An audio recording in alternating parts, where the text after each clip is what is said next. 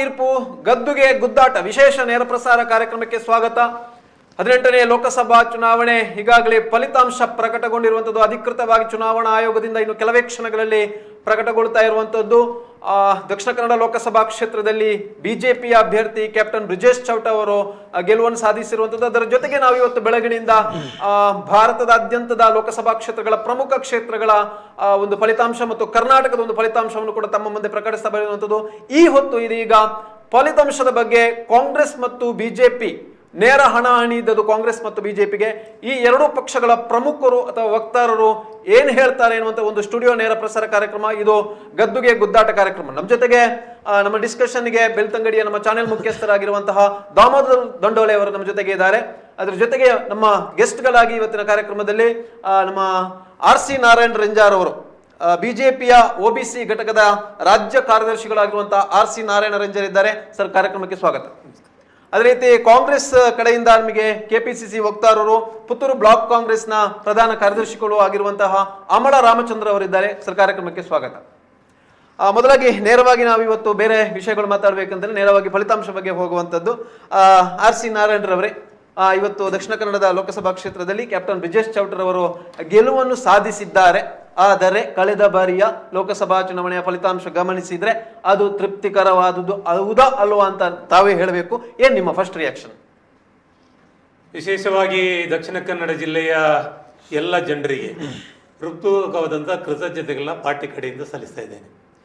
ಒಂದು ವಿಶೇಷವಾದಂಥ ಗೆಲುವು ನಮ್ಮ ಕಡೆ ಆಗಿದೆ. ಮತ್ತೊಮ್ಮೆ ದಕ್ಷಿಣ ಕನ್ನಡ ಜಿಲ್ಲೆ ಹಿಂದುತ್ವದ ಭದ್ರಕೋಟೆ ಮತ್ತು ಬಿಜೆಪಿಯ ಭದ್ರಕೋಟೆ, ಭದ್ರನೆಲೆ ಅನ್ನೋದನ್ನ ಸಾಕ್ಷಾತ್ಕರಿಸುವಂತ ಒಂದು ಫಲಿತಾಂಶ ಇವತ್ತು ದಕ್ಷಿಣ ಕನ್ನಡ ಜಿಲ್ಲೆಯಲ್ಲಿ ಆಗಿದೆ.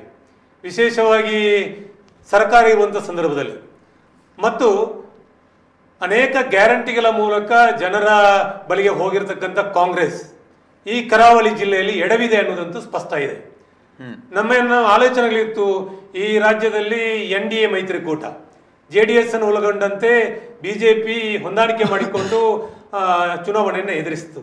ಸುಮಾರು 17 ಸೀಟ್ಗಳನ್ನು ಪಡ್ಕೊಳ್ಳುವ ಮುಖಾಂತರ ಒಂದು ಗಟ್ಟಿತನವನ್ನು ತೋರ್ಪಡಿಸುವ ಮತ್ತು ಕಾಂಗ್ರೆಸ್ನ ಏನು ನಮಗೆ 20ರಿಂದ ಮೇಲೆ ಬರುತ್ತೆ ಅನ್ನುವಂಥ ವಿಶ್ವಾಸದ ನುಡಿಗೆ ದೊಡ್ಡ ಪೆಟ್ಟನ್ನ ಕರ್ನಾಟಕದ ಜನತೆ ನೀಡಿದ್ದಾರೆ.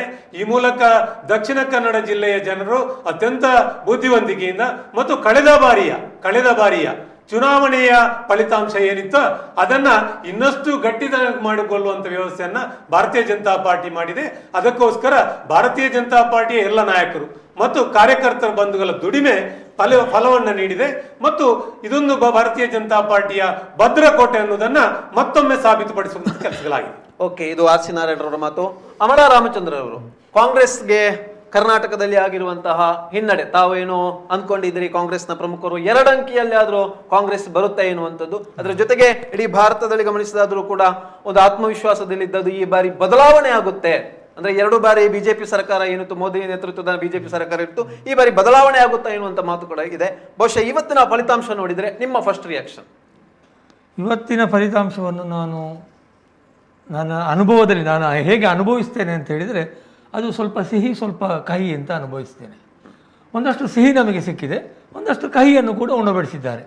ಆದರೆ ನಾವು ಅದನ್ನು BJPಯ ಸ್ಥಿತಿಯನ್ನು ಕಂಪೇರ್ ಮಾಡಿ ನೋಡಿದರೆ BJPಗೆ ಪೂರ್ತಿಯಾಗಿ ಕಹಿಯನ್ನು ಮತದಾರರು ಉಣಬಡಿಸಿದ್ದಾರೆ.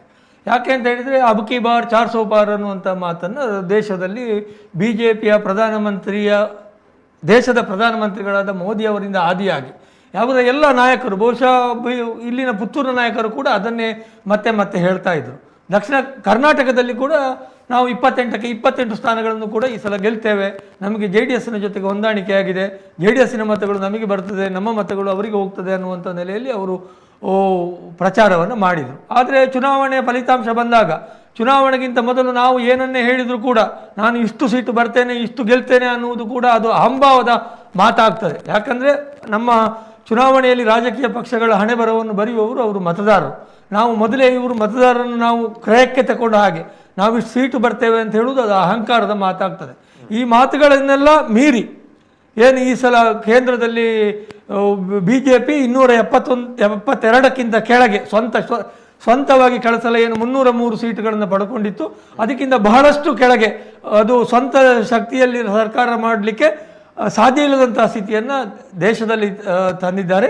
ಅದರ ಜೊತೆಗೆ ಕರ್ನಾಟಕದಲ್ಲಿ 28ಕ್ಕೆ 28 ಸ್ಥಾನಗಳನ್ನು ನಾವು ಗೆಲ್ತೇವೆ ಅನ್ನುವಂತಹ ಮಾತನ್ನು ಏನು ಹೇಳಿದ್ರು ಅದನ್ನು ಪೂರ್ತಿ ಸುಳ್ಳಾಗಿಸಿ ಕೇವಲ ಅವರನ್ನು ಮೈತ್ರಿಕೂಟವನ್ನು 19 ಸೀಟಿಗೆ ಅದುಮಿ ಹಿಡಿದಿದ್ದಾರೆ.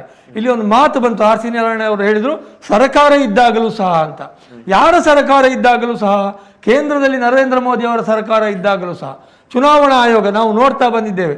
ಇವತ್ತು ಸರ್ಕಾರ ಏನು ಸ್ವತಂತ್ರ ಸಂಸ್ಥೆಗಳನ್ನು ಕೇಂದ್ರ ಸರ್ಕಾರ ಯಾವ ರೀತಿಯಾಗಿ ತಮ್ಮ ಕಪಿಮುಷ್ಟಿಯಲ್ಲಿ ಹಿಡ್ಕೊಂಡು ತಮಗೆ ಬೇಕಾದ ಹಾಗೆ ಹೇಗೆ ಅವರನ್ನು ನಡೆಸಿಕೊಂಡಿತು ಅನ್ನೋದನ್ನು ನಾವು ನೋಡಿದ್ದೇವೆ.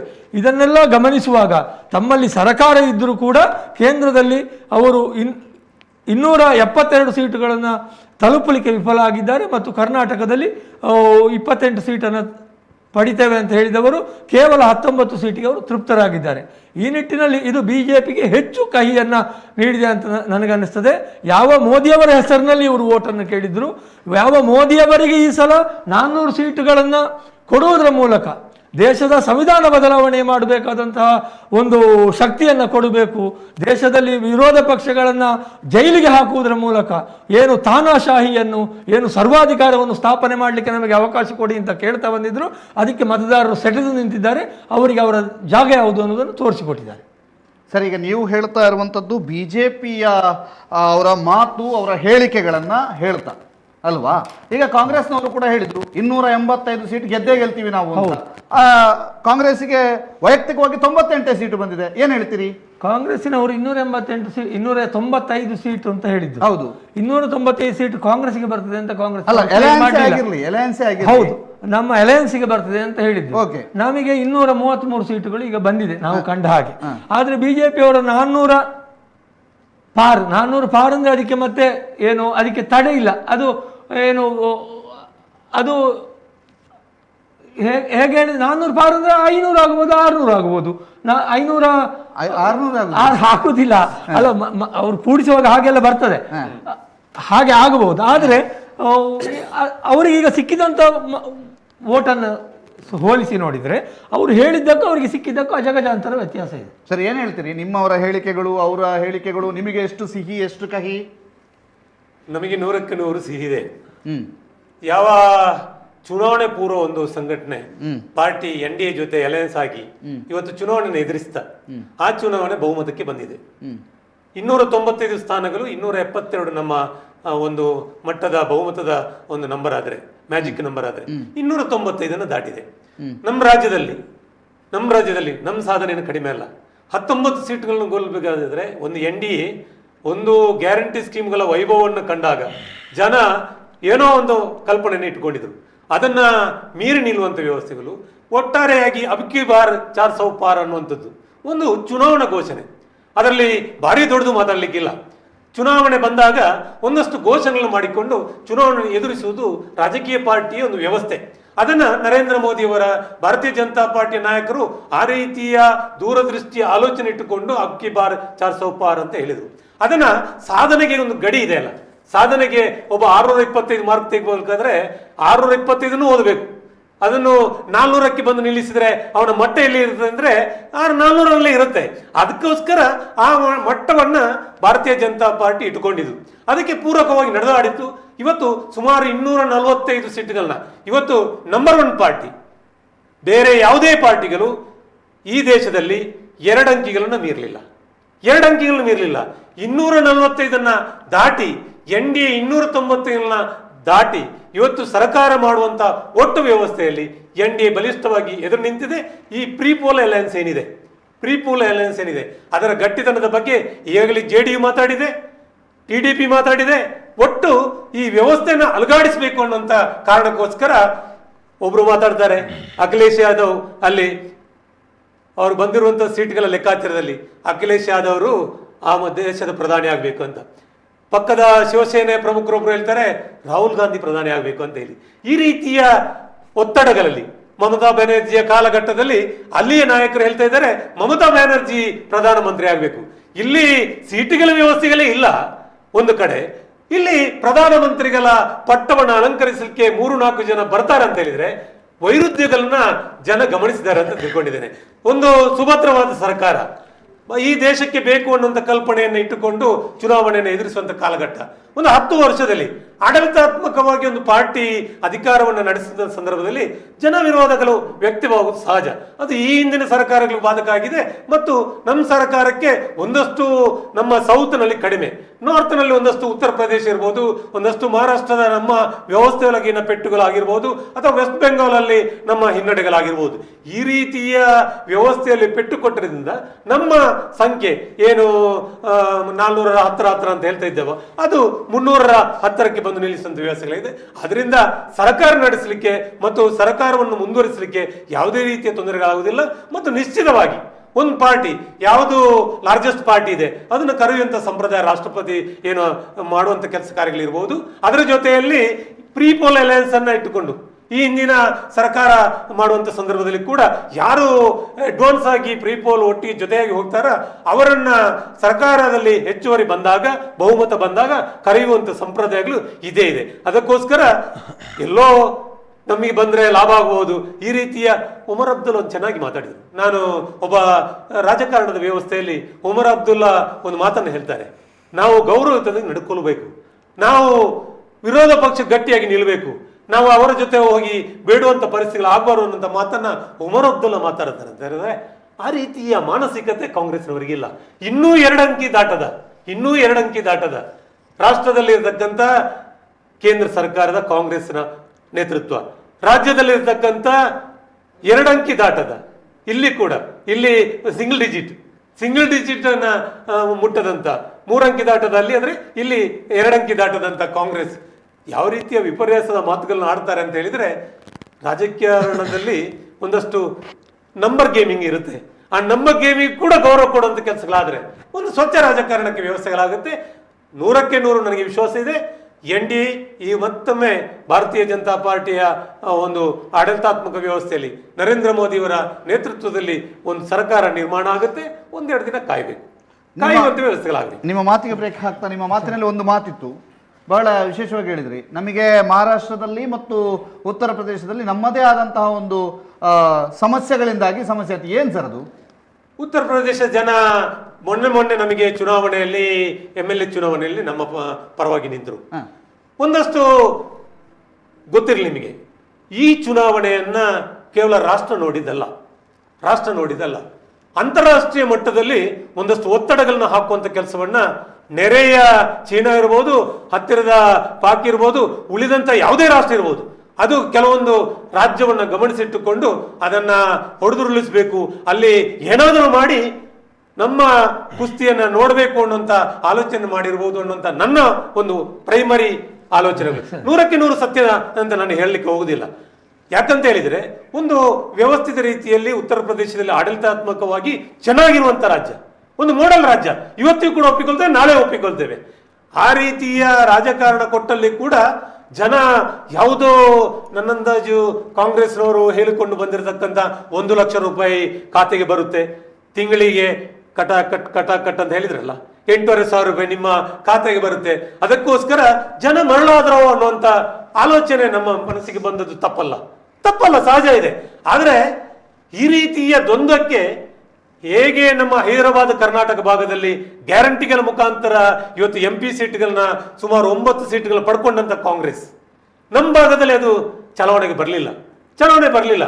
ಅದೇ ಮೈಸೂರು ಪ್ರಾಂತ್ಯ ಮತ್ತು ಬೆಂಗಳೂರು ಗಮನಿಸಿ, ಒಂದು ಪ್ರಜ್ಞಾವಂತ ನಗರ, 4 ಲೋಕಸಭಾ ಕ್ಷೇತ್ರ ಇರತಕ್ಕಂಥ ಒಂದು ಕಡೆಯಲ್ಲಿ ಕೂಡ BJP ಎಲ್ಲವನ್ನ ಕ್ಲೀನ್ ಸ್ವೀಪ್ ಮಾಡಿದೆ. ಮೈಸೂರು ಪ್ರಾಂತ್ಯದಲ್ಲಿ ನನಗೆ ಹೆಮ್ಮೆ ಅನಿಸ್ತದೆ. ಯಾವ DK ಸುರೇಶ್ರ ಜಾಗದಲ್ಲಿ ಡಾಕ್ಟರ್ ಮಂಜುನಾಥ್ ಗೆಲ್ತಾರೆ ಅಂತ ವಿಶ್ವಾಸದ ಮಾತನ್ನು ಚುನಾವಣಾ ಪೂರ್ವದಲ್ಲಿ ನಾವು ಹೇಳಿಕೊಂಡು ಬಂದಿದ್ದೇವೆ. ಯಾಕಂತ ಹೇಳಿದ್ರೆ ಆ ರೀತಿ ಒಬ್ಬ ವ್ಯಕ್ತಿ ರಾಜಕೀಯ ವ್ಯವಸ್ಥೆಗೆ ಬಂದಾಗ ಒಂದಷ್ಟು ಗೌರವಯುತವಾದ ರಾಜಕಾರಣ ನಡೆಯುತ್ತೆ ಅನ್ನೋಂಥ ವಿಶ್ವಾಸಗಳು. ಇವತ್ತು DK ಅವರು ಹೊರಗೆ ಬರುವಂತ ಪರಿಸ್ಥಿತಿ ಇಲ್ಲ, ಸತ್ಯ ಇದೆ ಅದು. ಅವರು ಹೊರಗೆ ಬರೋದು ಯಾಕಂತ ಗೊತ್ತಿದೆ, ಯಾಕಂದ್ರೆ ತನ್ನ ಕ್ಷೇತ್ರದಲ್ಲಿ MP ಉಳಿಸ್ಕೊಳ್ಳಿಕ್ಕೆ ಆಗಲಿಲ್ಲ. ಮಾನ್ಯ ಸಿದ್ದರಾಮಯ್ಯ ಮುಖ್ಯಮಂತ್ರಿಗಳು ಗೌರವ ಇದೆ, ಇವತ್ತು ಹೊರಗೆ ಬಂದು ಮಾತಾಡ್ಲಿಕ್ಕೆ ಅವರಿಗೆ ನೈತಿಕತೆ ಇಲ್ಲ. ಯಾಕಂತ ಹೇಳಿದ್ರೆ ಅವರ ಸ್ವಂತ ಕ್ಷೇತ್ರ ಮೈಸೂರಿನಲ್ಲಿ ಕಲ್ಕೊಂಡಂತ ಅವ್ರು ಗೆಲ್ಲಿಸ್ತೇನೆ ಅಂತ ಮಾತನ್ನು ಹೇಳಿದ್ರು. ಗೆಲ್ಲಿಸ್ತೇನೆ, 2 ಕ್ಷೇತ್ರ ಬಿಡೋದಿಲ್ಲ. DK ಅವರು ಕೂಡ ಇದನ್ನೇ ಉಲ್ಲೇಖ ಮಾಡಿದ್ರು. ಏನಾಗಿದೆ ಅನ್ನೋದು ಜನರಿಗೆ ಗೊತ್ತಿದೆ. ಅದರ ಬಗ್ಗೆ ನಾವು ಭಾರಿ ಅಬ್ಬರದಲ್ಲಿ ಮಾತಾಡ್ಲಿಕ್ಕಿಲ್ಲ. ಆದರೆ ನಮ್ಮ ಸಂಘಟನೆ ಒಟ್ಟು ವ್ಯವಸ್ಥಿತ ರೀತಿಯಲ್ಲಿ ನರೇಂದ್ರ ಮೋದಿಯ ನಾಯಕತ್ವವನ್ನು ಕರ್ನಾಟಕ ರಾಜ್ಯ ಒಪ್ಪಿದೆ ಮತ್ತು ವಿಜಯೇಂದ್ರರ ನಾಯಕತ್ವವನ್ನ ಈ ವ್ಯವಸ್ಥೆ ಒಪ್ಪಿದೆ ಮತ್ತು JDS ಮತ್ತು ಬಿಜೆಪಿಯ ಕಳೆದ ಬಾರಿ ನಿಮ್ಗೆ ಗೊತ್ತಿದೆ ಕಾಂಗ್ರೆಸ್ನ ಜೊತೆ ಹೋಗಿಲ್ಲ. ನಿಮ್ಮ ಎಷ್ಟು ಮಾತುಗಳಿಗೆ ಇವರ ರಿಯಾಕ್ಷನ್ ರಾಗದಿಂದ ಕಾಯ್ತಿದ್ದಾರೆ. ಈಗ 303 ಸೀಟು ಬಂದಿದ್ದಂತಹ ಬಿಜೆಪಿಗೆ ಈ ಸಲ 240 ಬರ್ತದೆ ಅಂದ್ರೆ ಸಿಹಿ ಅಂತ ಅವರಿಗೆ ಅನ್ನಿಸ್ತದೆ ಅಂತ ಆದ್ರೆ, ಕಳೆದ ಸಲ 25+1 ಸುಮಲತಾ ಅವರದ್ದು ಸೀಟು ಸೇರುವಾಗ 26 ಆಗ್ತದೆ. 26 ಸೀಟು ಬಂದವರಿಗೆ ಈ ಸಲ 19 ಸೀಟು ಬಂದಾಗ ಅದು ಕೂಡ ಸಿಹಿಯಾಗಿಯೇ ಕಾಣ್ತದೆ ಅಂತ ಆದರೆ ಅದಕ್ಕೆ ನಾನು ಏನು ಹೇಳಬೇಕು ಅಂತ ನನಗೆ ಅರ್ಥ ಆಗುವುದಿಲ್ಲ. ಕಳೆದ ಚುನಾವಣೆಯಲ್ಲಿ NDAಗೆ 343 ಸೀಟುಗಳು ಬಂದಿತ್ತು. ಈ ಸಲ 290 ಚಿಲ್ಲರೆಗಳು ಸೀಟುಗಳು ಬಂದಿದೆ. BJP 60 ಸೀಟುಗಳನ್ನು ಕಳ್ಕೊಂಡಿದೆ. ಅಂದರೆ ಇವತ್ತು ಕಳ್ಕೊಂಡವರು ಯಾರು? NDAಯ ಮಿತ್ರ ಪಕ್ಷಗಳು ಏನನ್ನು ಕಳ್ಕೊಳ್ಳಿಲ್ಲ. ಇಡೀ ದೇಶದಲ್ಲಿ BJP ಕಳ್ಕೊಂಡಿದೆ. ಇದು BJPಗೆ ಎಚ್ಚರಿಕೆಯ ಗಂಟೆ ಆಗಬೇಕು. ಇದನ್ನು ಸಿಹಿ ಅಂತ ತಿಳ್ಕೊಂಡು ಇದನ್ನೇ ಸಂತೋಷವನ್ನು ಪಡ್ತಾ ಹೋದರೆ ಇದು ಇನ್ನಷ್ಟು ಪಾತಾಳಕ್ಕೆ ಅವರು ಕುಸಿಯುವುದರಲ್ಲಿ ಯಾವುದೇ ಸಂದೇಹ ಇಲ್ಲ. ಆದರೆ ಒಂದು ರಾಜಕೀಯ ಪಕ್ಷವಾಗಿ ಪ್ರಜ್ಞಾವಂತಿಕೆಯಿಂದ ಅವರು ಎಚ್ಚೆತ್ತುಕೊಂಡ್ರೆ ಅವರಿಗೆ ಏನಾದರೂ ಚೇತರಿಕೆಯನ್ನು ಕಾಣುವ ಅವಕಾಶ ಬರ್ಲಿಕ್ಕೂ ಸಾಕು. ಅದು ಅವರಿಗೆ ಮತ್ತು ಮತದಾರರಿಗೆ ಬಿಟ್ಟಂತ ವಿಷಯ. ಅಮಲ್ರವರೇ, ಈಗ ನೀವು ಬಿಜೆಪಿ ಅವರಿಗೆ ಸಜೆಷನ್ ಕೊಡ್ತಾ ಇರುವಂತದ್ದು, ಬಿಜೆಪಿ ಅವರು ಹಾಗೆ ಮಾಡಬೇಕು ಹೀಗೆ ಮಾಡಿದ್ರೆ ಅವರ ಕಹಿಯನ್ನು ತಾವು ಸಿಹಿ ಇನ್ನೊಂದು ಮುಖ ನೋಡುವ. ಕಳೆದ ಸಲ 45-50 ಸ್ಥಾನ ಪಡೆದಂತಹ ಕಾಂಗ್ರೆಸ್ ಈ ಸಲ 99ಕ್ಕೆ ಬಂದು ನಿಂತಿದೆ. ಕಳೆದ ಸಲ 150 ಸ್ಥಾನಕ್ಕೆ ಬಂದಿದ್ದಂತಹ ಮೈತ್ರಿಕೂಟ, UPA ಮೈತ್ರಿಕೂಟ, ಅದು ಇಂಡಿಯಾ ಮೈತ್ರಿಕೂಟವಾಗಿ ರೂಪಾಂತರವಾದ ನಂತರ ಈಗ ಅದು 233 ಸ್ಥಾನಕ್ಕೆ ಅದು ಪುಟಿದೆದ್ದು ಮೇಲಕ್ಕೆ ಬಂದಿದೆ. ಅಂದರೆ ಇದರ ಅರ್ಥ ಏನು? ದೇಶದಲ್ಲಿ BJPಯ ಎರ ಮುಗೀತಾ ಬಂತು. ದೇಶಕ್ಕೆ BJP ಇಷ್ಟು ವರ್ಷ ಏನನ್ನು ಮಾಡಿದೆಯೋ ಅದು ಸಾಕು ಅನ್ನಿಸ್ಲಿಕ್ಕೆ ಆರಂಭ ಆಗಿದೆ, ಹಿನ್ನಡೆ ಆರಂಭ ಆಗಿದೆ ಮತ್ತು ವಿರೋಧ ಪಕ್ಷಗಳಿಗೆ ಮುನ್ನಡೆ ಆಗಿದೆ ಅಂತಲೇ ಅರ್ಥ. ಅವರು ಮಾತನಾಡ್ತಾ ಹೇಳಿದರು ಉತ್ತರ ಪ್ರದೇಶದಲ್ಲಿ ಮತ್ತು ಏನು ಮಹಾರಾಷ್ಟ್ರದಲ್ಲಿ ಏನಾಯಿತು ಅಂತ. ಆಗ ಅವರು ಹೇಳ್ತಾರೆ ಒಂದು ನಮ್ಮದೇ ದಡಬಡಾಯಿಸಿಕೆಯಿಂದ ಆಗಿದೆ ಅಂತ ಹೇಳ್ತಾರೆ. ಅದರ ಜೊತೆಗೆ ಹೇಳ್ತಾರೆ ಬಾಹ್ಯ ಶಕ್ತಿಗಳು, ಏನು ಪಾಕಿಸ್ತಾನವೋ ಅಥವಾ ಬೇರೆ ಯಾವುದೋ ಬಾಹ್ಯ ಶಕ್ತಿಗಳು ಉತ್ತರ ಪ್ರದೇಶದ ಒಂದು ಚುನಾವಣೆಯಲ್ಲಿ ಅಥವಾ ಮಹಾರಾಷ್ಟ್ರದ ಚುನಾವಣೆಯಲ್ಲಿ ಕೈಯಾಡಿಸುವುದಕ್ಕೆ ಪ್ರಯತ್ನ ಮಾಡ್ತದೆ ಅಂತ ಹೇಳುವುದೇ ಅದು ಒಂದು 10 ವರ್ಷಗಳ ಕಾಲ ಆಡಳಿತ ಮಾಡಿದಂತಹ ಒಂದು ರಾಜಕೀಯ ಪಕ್ಷಕ್ಕೆ ಅತ್ಯಂತ ನಾಚಿಕೆಗೇಡಿನ ವಿಷಯ. ಇನ್ನೂ ಕೂಡ ನಾವು ದೇಶ ಕಟ್ಟಿದ್ದೇವೆ, ದೇಶ ಕಟ್ತಾ ಇದ್ದೇವೆ, ನಾವು ದೇಶವನ್ನು ವಿರೋಧಿಗಳನ್ನು ಸಮರ್ಥವಾಗಿ ಎದುರಿಸ್ತಾ ಇದ್ದೇವೆ ಅಂತ ಬಾಯಲ್ಲಿ ಬಡಾಯಿ ಕೊಚ್ಚಿಕೊಳ್ಳುವವರು ಈಗ ಒಂದು ಚುನಾವಣೆಗೆ ಹೊರಗಿನ ಬಾಹ್ಯ ಶಕ್ತಿಗಳು ಕೈ ಹಾಕ್ತವೆ ಅಂದರೆ ಇವರೇನು ಕೈ ಕಟ್ಟಿಕೊಂಡು ಕೂತು ನೋಡ್ತಾ ಇದ್ರ, ಇವರಿಗೇನು ದಮ್ ಇರಲಿಲ್ವಾ ಅಂತ ಕೇಳಬೇಕಾಗ್ತದೆ. ಯಾಕೆ ಮಹಾರಾಷ್ಟ್ರದಲ್ಲಿ ಚುನಾವಣೆ ಹಿನ್ನಡೆ ಆಯಿತು ಅನ್ನುವುದನ್ನು ನಾವು ಅರ್ಥ ಮಾಡಿಕೊಳ್ಬೇಕಾಗ್ತದೆ.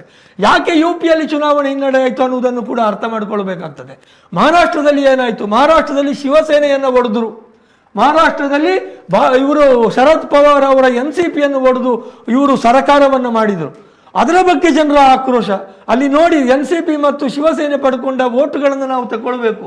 ಶಿಂದೆ ಬಣ ಮತ್ತು ಪವಾರ್ ಬಣ, ಈ 2 ಬಣಗಳು ಒಡೆದು ಹೋದ ನಂತರ ಜನ ಪೂರ್ತಿಯಾಗಿ ಏನು ಒರಿಜಿನಲ್ NCPಯ ಕಡೆಗೆ ಇದ್ದರು, ಶರದ್ ಪವಾರ್ ಅವರ NCPಯ ಕಡೆಗೆ ಇದ್ದರು. ಅದರ ಜೊತೆಗೆ ಏನು ಉದ್ಧವ್ ಠಾಕ್ರೆ ಅವರ ಶಿವಸೇನೆ ಜೊತೆಗೆ ಇದ್ದರು.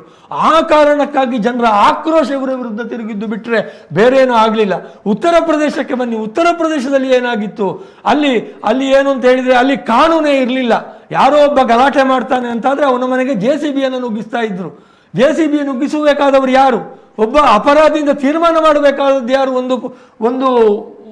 ಒಂದು ಪ್ರಜಾಪ್ರಭುತ್ವ ದೇಶದಲ್ಲಿ ಎಲ್ಲಿ ಕೋರ್ಟ್ ಇದೆ, ಏನು ಇವರು ಸರ್ಕಾರವೇ ತಾನೇ ಸ್ವತಃ ಕಾನೂನನ್ನು ಕೈಗೆತ್ತಿಕೊಂಡು ಅಲ್ಲಿ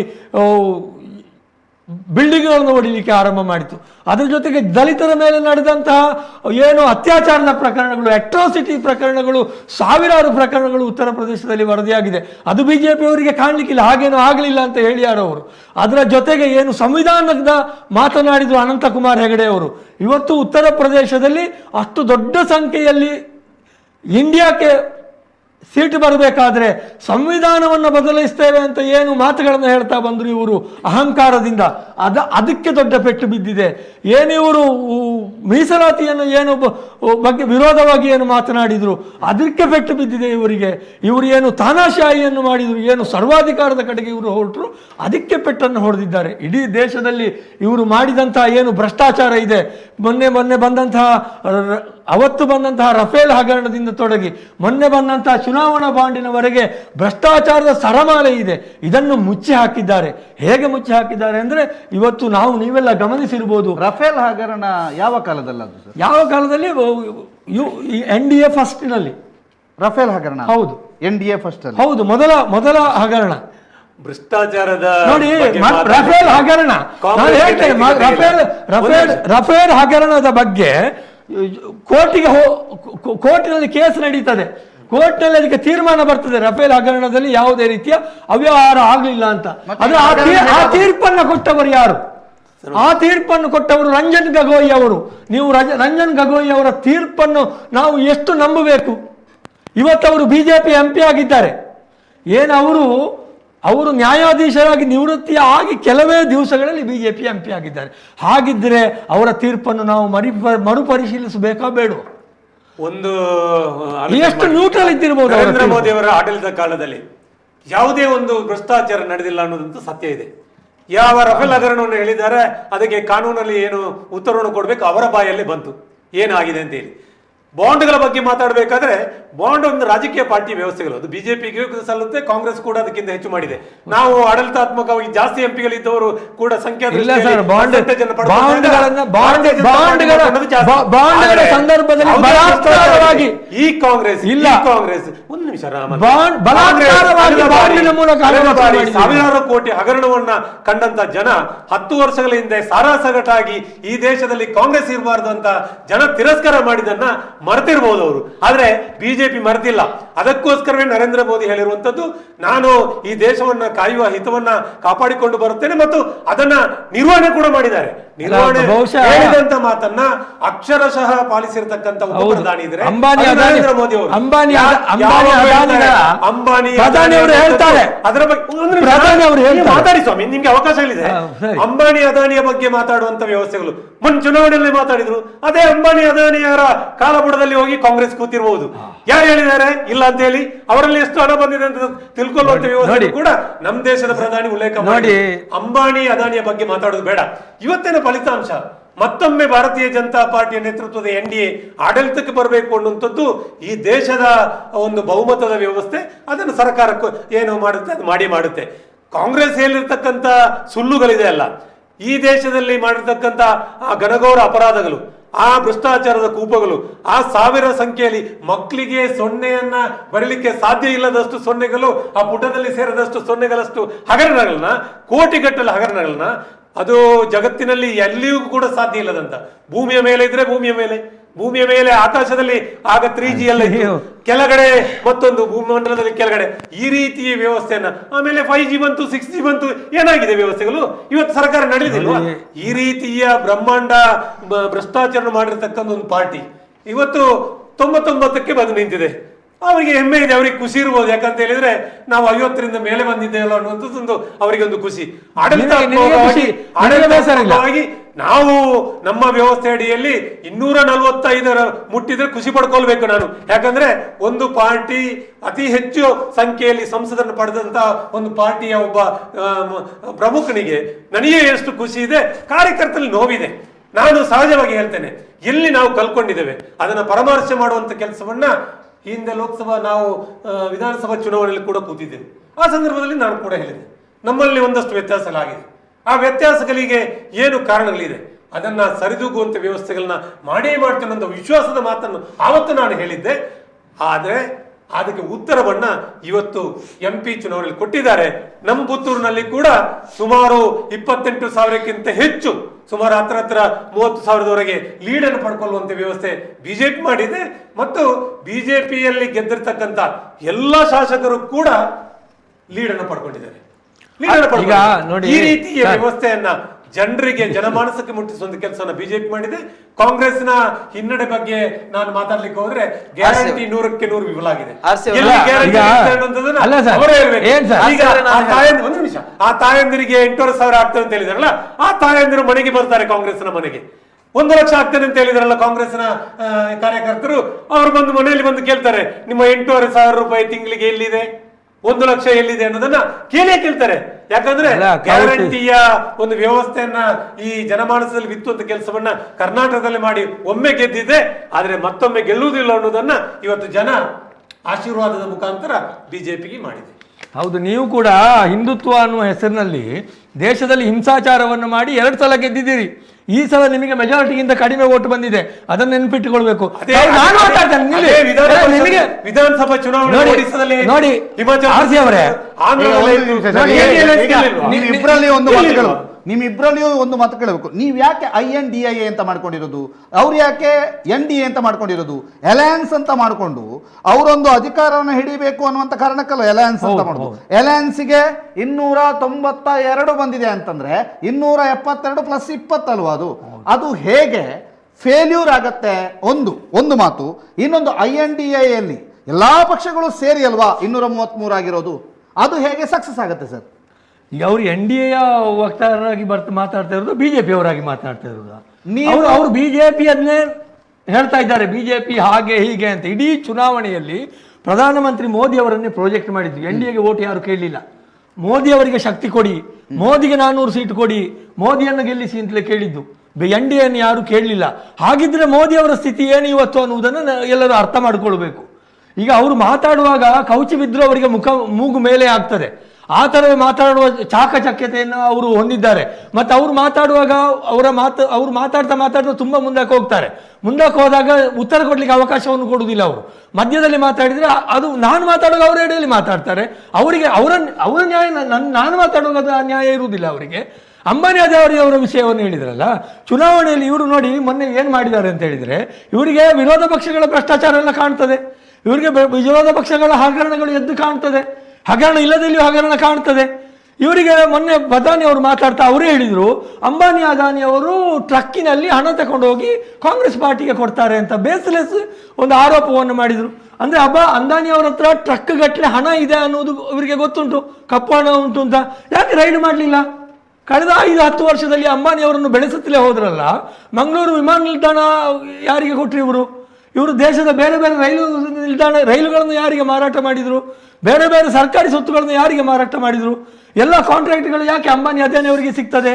ಹೇಗೆ ಅವರು ವಿಶ್ವದಲ್ಲಿ 2ನೇ ಶ್ರೀಮಂತರಾದರು? ಏನು ಬಿಜೆಪಿ ಅವರಿಗೆ ಕಾಣಲಿಕ್ಕಿಲ್ಲ, ಇದು ದೇಶದ ಜನರಿಗೆ ಕಾಣ್ತದೆ. ಜನರಿಗೆ ಕಂಡದ್ದರ ಪರಿಣಾಮ ಇವತ್ತು ಈ ಪತನಕ್ಕೆ ಬಿಜೆಪಿ ಕಂಡಿದೆ. ಸರ್, ಈಗ ಈ ಚುನಾವಣೆಯಲ್ಲಿ ನಿಮ್ಮ ನಾಯಕರ ಸಾಧನೆಗಳ ಬಗ್ಗೆ ಮಾತಾಡುವ. ನೀವು ರಾಹುಲ್ ಗಾಂಧಿ ಅವರ ಸಾಧನೆಗಳ ಬಗ್ಗೆ ಹೇಳಿ, ಅವರು ಮೋದಿ ಅವರ ಸಾಧನೆಗಳ ಬಗ್ಗೆ ಹೇಳುವ. ಸರ್, ನರೇಂದ್ರ ಮೋದಿ ಅವರ ಸಾಧನೆ ಏನು ಈ ಚುನಾವಣೆಯಲ್ಲಿ? ನರೇಂದ್ರ ಮೋದಿ ಅಂತಾರಾಷ್ಟ್ರೀಯ ಮಟ್ಟದಲ್ಲಿ ಪಡೆದಿರತಕ್ಕಂಥ ಖ್ಯಾತಿ ಮತ್ತು ಈ ದೇಶವನ್ನ ಯಾವ 5ನೇ ಒಂದು ಆರ್ಥಿಕ ವ್ಯವಸ್ಥೆಯಲ್ಲಿ ಗಟ್ಟಿತನ ತೋರಿಸತಕ್ಕಂಥ ದೇಶವನ್ನಾಗಿ ಮಾಡಿರುವಂಥದ್ದು. ಅಭಿವೃದ್ಧಿಯ ಪಥದಲ್ಲಿ ಎಲ್ಲಷ್ಟು ರಾಜಕಾರಣ ಮಾಡದೆ ಏನೂ ಸೀಟು ಇಲ್ಲದಂಥ ಕೇರಳಕ್ಕೂ ಕೂಡ ಅಭಿವೃದ್ಧಿ ಕಾರ್ಯಕ್ಕೆ ಹಣವನ್ನು ಕೊಟ್ಟಿರ್ತಕ್ಕಂಥ ಅಂತ 100 ಉದಾಹರಣೆಗಳಿದೆ. ಅಭಿವೃದ್ಧಿಶೀಲ ರಾಷ್ಟ್ರವನ್ನಾಗಿ ಮಾಡಿರ್ತಕ್ಕಂಥ ಮತ್ತು GDP ದರವನ್ನು ಸುಮಾರು 8%ಗೆ ಏರಿಕೆ ಆಗುವಂಥ ಒಂದು ಕಲ್ಪನೆ ವ್ಯವಸ್ಥೆಯನ್ನು ಮಾಡಿರ್ತಕ್ಕಂಥ ಭಾರತೀಯ ಜನತಾ ಪಾರ್ಟಿ. ಇದನ್ನು ಸಾಧನೆ ಅನ್ನೋದೇ ಬೇರೆ ನನ್ನ ಹೇಳಲಿಕ್ಕೆ ಸಾಧ್ಯ ಇದೆ. ಒಬ್ಬ ನರೇಂದ್ರ ಮೋದಿ ಒಬ್ಬ ದೇಶದ ಪ್ರಧಾನಿಯಾಗಿ ಈ ದೇಶದ ಭದ್ರತೆ ಬಗ್ಗೆ, ಈ ದೇಶದ ಧರ್ಮದ ಬಗ್ಗೆ, ಈ ದೇಶದ ಜನರ ಬಗ್ಗೆ ಆತ್ಮವಿಶ್ವಾಸದಿಂದ ಮಾತಾಡ್ತಾರೆ ಅಂತ ಹೇಳಿದರೆ ಒಂದು ಮಾತನ್ನು ಉಲ್ಲೇಖ ಮಾಡ್ತಾರೆ. ನನಗೆ ಈ ದೇಶದಲ್ಲಿ ಯಾರು ಕಾಣ್ತಾರೆ ಅಂತ ಹೇಳಿದರೆ ಯುವಕರು ಕಾಣ್ತಾರೆ, ಮಹಿಳೆಯರು ಕಾಣ್ತಾರೆ, ಬಡವರು ಕಾಣ್ತಾರೆ, ಆ ಕಾರಣಕ್ಕೋಸ್ಕರ ರೈತರು ಕಾಣ್ತಾರೆ. ಆ ಕಾರಣಕ್ಕೋಸ್ಕರ ನಾನು ಜಾತಿ ಅಂತ ಗುರುತಿಸುವುದಾದರೆ ಈ ವರ್ಗಗಳನ್ನು ಗುರುತಿಸಿಕೊಂಡು ಹೋಗ್ತೇನೆ ಮತ್ತು ಅವರನ್ನು ಈ ದೇಶದಲ್ಲಿ ಎಲ್ಲವನ್ನ ತೊಡಗಿಸಿಕೊಂಡು ಅವರ ವೈಯಕ್ತಿಕ ಜೀವನವನ್ನು ಉತ್ಕೃಷ್ಟ ಮಾಡುವಂಥ ವ್ಯವಸ್ಥೆಗಳಿಗೆ ಪೂರಕವಾಗಿ ವಿಕಸಿತ ಭಾರತದ ಕಲ್ಪನೆಯನ್ನು ಜನರೆದುರಿಡ್ತಾರೆ. ವಿಕಸಿತ ಭಾರತ ಎಲ್ಲಿವರೆಗೆ ಅಂತ ಹೇಳಿದರೆ ಒಂದು ಸರ್ಕಾರಿ ಸ್ವಾಮ್ಯದ ವ್ಯವಸ್ಥೆ ಅಡಿಯಲ್ಲಿ ಬರ್ತಕ್ಕಂಥ ಒಂದು ಗ್ರಾಮ ಪಂಚಾಯತ್ ಇರ್ಬೋದು, ಆಡಳಿತಾತ್ಮಕವಾಗಿ ಸ್ಥಳೀಯ ಆಡಳಿತ ಸಂಸ್ಥೆಗಳಿರ್ಬೋದು, ಅಥವಾ ಒಂದು ನಗರಸಭೆ ಇರ್ಬೋದು, ಪುರಸಭೆ ಇರ್ಬೋದು, ಮಹಾನಗರ ಪಾಲಿಕೆ ಇರ್ಬೋದು. ಅಲ್ಲಿಯವರೆಗೆ ಕೇಂದ್ರದ ಅಧಿಕಾರಿಗಳನ್ನ ಕರೆಸಿ ಯಾರು ನಿಜವಾದ ಫಲಾನುಭವಿಗಳಿದ್ದಾರೆ ಅವರಿಗೆ ಆ ಫಲಾನುಭವಿಗಳಿಗೆ ಇರತಕ್ಕಂಥ ವ್ಯವಸ್ಥೆಗಳು, ಸರ್ಕಾರಿ ವ್ಯವಸ್ಥೆಗಳನ್ನ ನೇರವಾಗಿ ಮುಟ್ಟುವಂಥ ವ್ಯವಸ್ಥೆಯನ್ನ ಒಂದು ಸರ್ಕಾರ ಮಾಡುತ್ತೆ ಅಂತ ಹೇಳಿದರೆ ಅದನ್ನ ಅಭಿವೃದ್ಧಿ ಅಂತ ಹೇಳ್ತೀರಾ? ಅದು ಸಾಧನೆ ಅಂತ ಹೇಳದೆ ಬೇರೆ ಶಬ್ದಗಳ ಬಳಕೆ ಮಾಡಲಿಕ್ಕೆ ಸಾಧ್ಯ ಇದೆಯಾ? ಇಷ್ಟು ದಿನಗಳ ಕಾಲ ಯಾವ ರಾಹುಲ್ ಗಾಂಧಿಯವರು ನಡೆದಾಡುವಂಥ ವ್ಯವಸ್ಥೆಗಳು ಮಾಡಿದರು, ನಡೆದಾಡಿದ್ರು. ಅವ್ರ ಜೊತೆ ಯಾರಿದ್ರು ಅನ್ನೋದನ್ನ ಜನ ಗುರುತಿಸಿದ್ದಾರೆ. ಈ ದೇಶದಲ್ಲಿ ಚಿಂತನಶೀಲರು ಮತ್ತೊಂದಷ್ಟು ನಮ್ಮ ವ್ಯವಸ್ಥೆಗೆ ವಿರುದ್ಧವಾಗಿ ಮಾತಾಡಿದವರು ಕೂಡ ನಡೆದಾಡಿ ಎಲ್ಲಿ ಮುಟ್ಟಿ ಅಂದರೆ 99ಕ್ಕೆ ಮುಟ್ಟಿದ್ರು, 100ಕ್ಕೆ ಗಡಿ ದಾಟಲಿಲ್ಲ. ನಾನು ಹೇಳುವಂಥದ್ದು, ನಾನು ಈ ವ್ಯವಸ್ಥೆ ಅಡಿಯಲ್ಲಿ ಮುಂದಿನ 10 ವರ್ಷ 20 ವರ್ಷಗಳ ಆಲೋಚನೆಯನ್ನು ಮಾಡಬೇಕು ಅನ್ನೋಂಥ ಕಲ್ಪನೆಯನ್ನು ಒಬ್ಬ ಸಂಸದ, ಒಬ್ಬ ಸಚಿವ, ಒಬ್ಬ ಪ್ರಧಾನಿ ಮಾಡ್ತಾ ಹೋದ್ರೆ ಈ ದೇಶದ ಅಭಿವೃದ್ಧಿ ಯಾವ ರೀತಿ ಮುಟ್ಟುತ್ತೆ ಅನ್ನೋದನ್ನ ನರೇಂದ್ರ ಮೋದಿ ಹೇಳ್ತಾ ಬಂದರು, ಉಲ್ಲೇಖ ಮಾಡಿದರು. ನಾವು 3ನೇ ಸ್ಥಾನಕ್ಕೆ ಆರ್ಥಿಕವಾಗಿ ಗಟ್ಟಿತನವನ್ನು ತೋರಿಸುವಂತ ದಿನಗಳು ಮುಂದಿನಲ್ಲಿ ಬರಲಿದೆ ಅನ್ನೋದನ್ನ ಉಲ್ಲೇಖ ಮಾಡಿದರು. 100ಕ್ಕೆ 100 ಸತ್ಯ ಇದೆ. ಆ ರೀತಿಯ ವ್ಯವಸ್ಥೆಯನ್ನು ಅಭಿವೃದ್ಧಿ ಅಂತ ಹೇಳಲಿಕ್ಕೆ ಆಗುತ್ತಾ? ಇದು ನಾಯಕತ್ವ ಅಲ್ಲ. ಇವತ್ತು ಇಡೀ ವಿಶ್ವ ಮೆಚ್ಚಿರತಕ್ಕಂಥ, ವಿಶ್ವದಲ್ಲಿ ಕೂಡ ಒಂದಷ್ಟು ನಮ್ಮ ವಿರೋಧ ರಾಷ್ಟ್ರಗಳಿದೆ. ನರೇಂದ್ರ ಮೋದಿ ಎಲ್ಲಿ ಭಾರತದಲ್ಲಿ ಮತ್ತೊಮ್ಮೆ ಆಡಳಿತಾತ್ಮಕವಾಗಿ ಪ್ರಧಾನಿ ಆದರೆ ನಮಗೆ ಇನ್ನಷ್ಟು ಹಿನ್ನಡೆಯಾಗಿ ಇಡೀ ದೇಶದ ಅಮೆರಿಕದಿಂದ ಹಿಡಿದು ಇಡೀ ರಾಷ್ಟ್ರಗಳು ಕೂಡ ನರೇಂದ್ರ ಮೋದಿಯತ್ತ ನೋಡುವಂಥ ಸಂದರ್ಭದಲ್ಲಿ ನಮ್ಮಿಂದ ಇವರಿಂದ ತೊಂದರೆ ಆಗಬಹುದಂತ ಆಲೋಚನೆಯನ್ನ ಮುಸ್ಲಿಂ ರಾಷ್ಟ್ರಗಳು ಸೇರಿದಂತೆ ಅನೇಕ ರಾಷ್ಟ್ರಗಳು ಗಮನಿಸಿಕೊಂಡು ಬಂದಿದೆ. ಅದಕ್ಕಾಗಿ ಎಲ್ಲಿ ಎಡವ್ತಾರೋ, ಎಲ್ಲಿ ಬೀಳ್ತಾರೋ ಆ ರೀತಿಯ ಮಾತುಗಳನ್ನ ನಮ್ಮಲ್ಲಿ ವಿಶ್ಲೇಷಣೆ ಆಗುವುದಕ್ಕಿಂತ ಹೆಚ್ಚು ವಿಶ್ಲೇಷಣೆಗಳನ್ನ ಸ್ಯಾಮ್ ಪಿತ್ರೋಡ ಮಾಡಿದ್ರು, ಅಥವಾ ಯಾರೊಬ್ಬ ವ್ಯಕ್ತಿ ಮಾಡಿರ್ಬೋದು. ಉಲ್ಲೇಖ ಮಾಡ್ತಾ ಏನೆಲ್ಲ ಹೇಳಿದ್ರು ಅನ್ನೋದನ್ನ ನಿಮ್ಮ ಗಮನಕ್ಕೆ ತರಬೇಕಾಗುತ್ತೆ. DMKಯ ಸ್ಟಾಲಿನ್ ಏನು ಹೇಳ್ತಾರೆ? ಸನಾತನ ಧರ್ಮ ಅನ್ನೋದೊಂದು ಏಡ್ಸ್ ಅಂತಾರೆ. ಒಂದು ಹಿಂದೂ ಧರ್ಮ, ಒಂದು ಭಾರತೀಯ ಜನತಾ ವ್ಯವಸ್ಥೆ, ಸಂಘಟನೆ ವ್ಯವಸ್ಥೆಯಲ್ಲಿ ಒಂದು ಭಾರತೀಯತೆ ಗೌರವವನ್ನು ಕೊಟ್ಟಿರ್ತಕ್ಕಂಥ ಸನಾತನ ಧರ್ಮವನ್ನು ದೂರುವಂತ ವ್ಯವಸ್ಥೆಯನ್ನ ಇದೇ ಇಂಡಿ ಕೂಟ, ನಾನು ಇಂಡಿ ಕೂಟ ಅಂತ ಹೇಳಿದೆ, ಅದೊಂದು ಎಲೈನ್ಸ್, ಇಂಡಿಯಾ ಅಂತ ಹೇಳಲಿಕ್ಕೆ ಬರುವುದಿಲ್ಲ. ಆ ಇಂಡಿ ಕೂಟ ಇವತ್ತು ಧರ್ಮದ ವಿರುದ್ಧವಾಗಿ ನಡೆದಿರುವಂತ ಸ್ಟಾಲಿನ್ನ ಕತೆ. ನಾನು ಅದನ್ನು ಉಲ್ಲೇಖ ಮಾಡಬಾರ್ದು. ಧರ್ಮದ ಆಧಾರದಲ್ಲಿ ಅಭಿವೃದ್ಧಿಯ ಆಧಾರದಲ್ಲಿ ರಾಜಕಾರಣ ಮಾಡಿದ್ದಾರೆ. ಅದಕ್ಕೋಸ್ಕರ NDAಗೆ ಪರವಾಗಿ ನಿಲ್ಲುವಂತ ವ್ಯವಸ್ಥೆಯನ್ನ ಇವತ್ತು ದೇಶದ ಜನತೆ ಮಾಡಿದ್ದಾರೆ. ಅದಕ್ಕೆ ನಾನು ಜನತೆಗೆ ಅಭಿನಂದನೆ ಸಲ್ಲಿಸ್ತೇನೆ. ನೀವು ಹೇಳಿ ಸರ್. ರಾಹುಲ್ ಈಗ ಪ್ರಧಾನಮಂತ್ರಿ ಮೋದಿ ಅವರ ಸಾಧನೆ ಏನು ಅಂತ ನೀವು ಕೇಳಿದ್ದಕ್ಕೆ ಅವರು ಕೇವಲ ಪ್ರಧಾನಮಂತ್ರಿ ಮೋದಿ ಅವರ ಸಾಧನೆಯನ್ನು ಹೇಳಿಲ್ಲ, ಅವರು ಈಚೆಯಲ್ಲಿ ನಮಗೆ ಕೂಡ ಕುಟ್ಲಿಕ್ಕೆ ಬಂದಿದ್ದಾರೆ.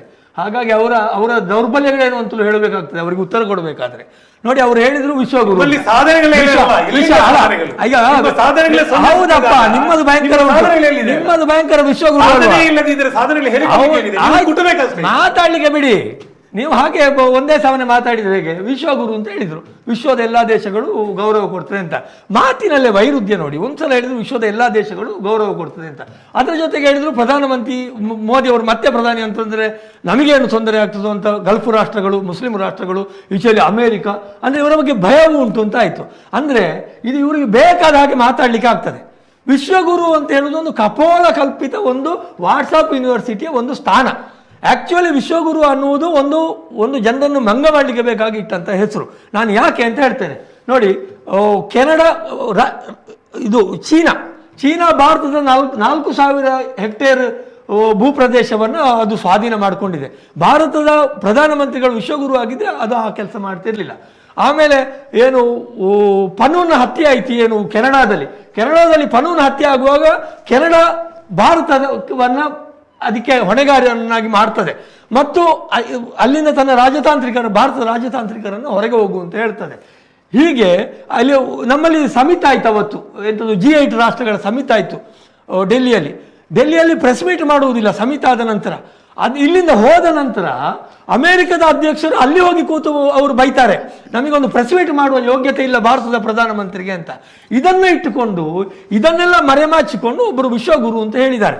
ಅವರು ವಿಶ್ವಗುರು ಆಗುವ ಮೊದಲು ಅವರು ಭಾರತಕ್ಕೆ ಗುರುವಾಗಲಿ. ಏನು ಗುರು ಇವರು ಮಾತೆತ್ತಿದ್ರೆ ಹೇಳ್ತಾರೆ ನಮ್ಮದು ಡಬಲ್ ಇಂಜಿನ್ ಸರ್ಕಾರ ಅಂತ. ನೋಡಿ, ಎಲ್ಲ ಸರ್ಕಾರಗಳು ಡಬಲ್ ಇಂಜಿನ್ ಸರ್ಕಾರಗಳೇ. ಇದು ಒಂದು ಪ್ರಜಾಪ್ರಭುತ್ವ ದೇಶ. ಕೇಂದ್ರದಲ್ಲಿ ಯಾವ ಪಕ್ಷ ರಾಜಕೀಯ ಆಡಳಿತವನ್ನು ಮಾಡ್ತದೆ ಅನ್ನುವುದು ಏನಿಲ್ಲ. ರಾಜ್ಯದಲ್ಲಿ ಯಾವ ಬೇರೆ ಪಕ್ಷ ಆಡಳಿತ ಮಾಡ್ತಾ ಇರ್ಬೋದು. ಡಬಲ್ ಇಂಜಿನ್ ಅದೊಂದು ಸರ್ಕಾರ, ಇದೊಂದು ಸರ್ಕಾರ. ರಾಜಕೀಯ ಪಕ್ಷಕ್ಕೆ ಸಂಬಂಧಪಟ್ಟ ಹಾಗೆ ರಾಜಕೀಯ ಮಾಡುವವರು ಮಾತ್ರ ಡಬಲ್ ಇಂಜಿನ್ ಸರ್ಕಾರ ಅಂತ ಹೇಳುವುದು. ಮೊನ್ನೆ ಕರ್ನಾಟಕದಲ್ಲಿ ಬರ ಪರಿಹಾರಕ್ಕಾಗಿ ಏನು ಕೊಟ್ಟಿದ್ದಾರೆ ಇವರು? ಸುಪ್ರೀಂ ಕೋರ್ಟಿನ ಆರ್ಡರ್ ಆದ ನಂತರ ಚುನಾವಣಾ ಸಮಯದಲ್ಲಿ ಬರ ಪರಿಹಾರಕ್ಕಾಗಿ ಕೊಡಬೇಕಾದ ಹಣವನ್ನು ಇವರು ಬಿಡುಗಡೆ ಮಾಡಿದ್ದಾರೆ. ಅದರ ಮಧ್ಯೆ ಕೇವಲ ತಾವು ಅವರ ಬಗ್ಗೆ ಹೆಚ್ಚಾಗಿ ಹೇಳ್ತಿದ್ರು. ಅಲ್ಲ, ನಮ್ಮ ಸಾಧನೆ ಏನು? ಕುಟ್ಟುವ ಕೆಲಸ ಅವ್ರು ಅಷ್ಟು ಕೊಟ್ಟಿದ್ದಾರೆ, ಅದಕ್ಕೆ ಉತ್ತರ ಕೊಡದಿದ್ರೆ ಆಗುದಿಲ್ಲ. ಯಾಕಂದ್ರೆ ಅವ್ರು ಹೇಳಿದ್ದ ಜನಮಾನಸದಲ್ಲಿ ನಿಲ್ತದೆ, ನಾವು ಉತ್ತರ ಕೊಡದೆ ಆಗುದಿಲ್ಲ. ಇದು ಇಷ್ಟು ಸಮಯ ಇದುವೇ ಆದದ್ದು, ಅವರು ಕುಟ್ತಾ ಬಂದದ್ದು. ನಾವು ಮಾತನಾಡುವಾಗ ನಮ್ಮ ಬಾಯಿ ಮುಚ್ಚಿಸಿದ್ರು. ಅವ್ರು ಯಾವುದನ್ನೆಲ್ಲ ಉಪಯೋಗ ಮಾಡಿದ್ರು? ಮೀಡಿಯಾದ ಬಾಯಿ ಮುಚ್ಚಿದ್ರು.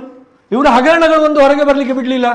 ಯಾವುದು ಇದು ಸ್ಯಾಟಲೈಟ್ ಮೀಡಿಯಾಗಳಿದೆಯಲ್ಲ, ನಾನು ನಿಮ್ಮನ್ನು ಹೇಳ್ತಾ ಇಲ್ಲ, ಯಾವ ಸ್ಯಾಟಲೈಟ್ ಮೀಡಿಯಾಗಳು ರಾಜ್ಯ ಮಟ್ಟದ್ದು ರಾಷ್ಟ್ರ ಮಟ್ಟದ್ದು ಇವುಗಳನ್ನೆಲ್ಲ ಪರ್ಚೇಸ್ ಮಾಡಿದ್ರು. ಜನರಿಗೆ ಬರಬೇಕಲ್ಲ ಏನು ಅಂತ. ಇನ್ನೊಂದು ವಾಟ್ಸಾಪಿನಲ್ಲಿ ಬರುವುದೇ ಫೇಕ್. ಅಲ್ಲಿ ಯಾವುದೋ ಒಂದು ಸ್ಟುಡಿಯೋದಲ್ಲಿ ಕೂತ್ಕೊಂಡು ವಿಡಿಯೋ ಮಾಡಿ ಬಿಡ್ತಾರೆ, ಹಾಗಾಯ್ತು ಹೀಗಾಯ್ತು ಅಂತ.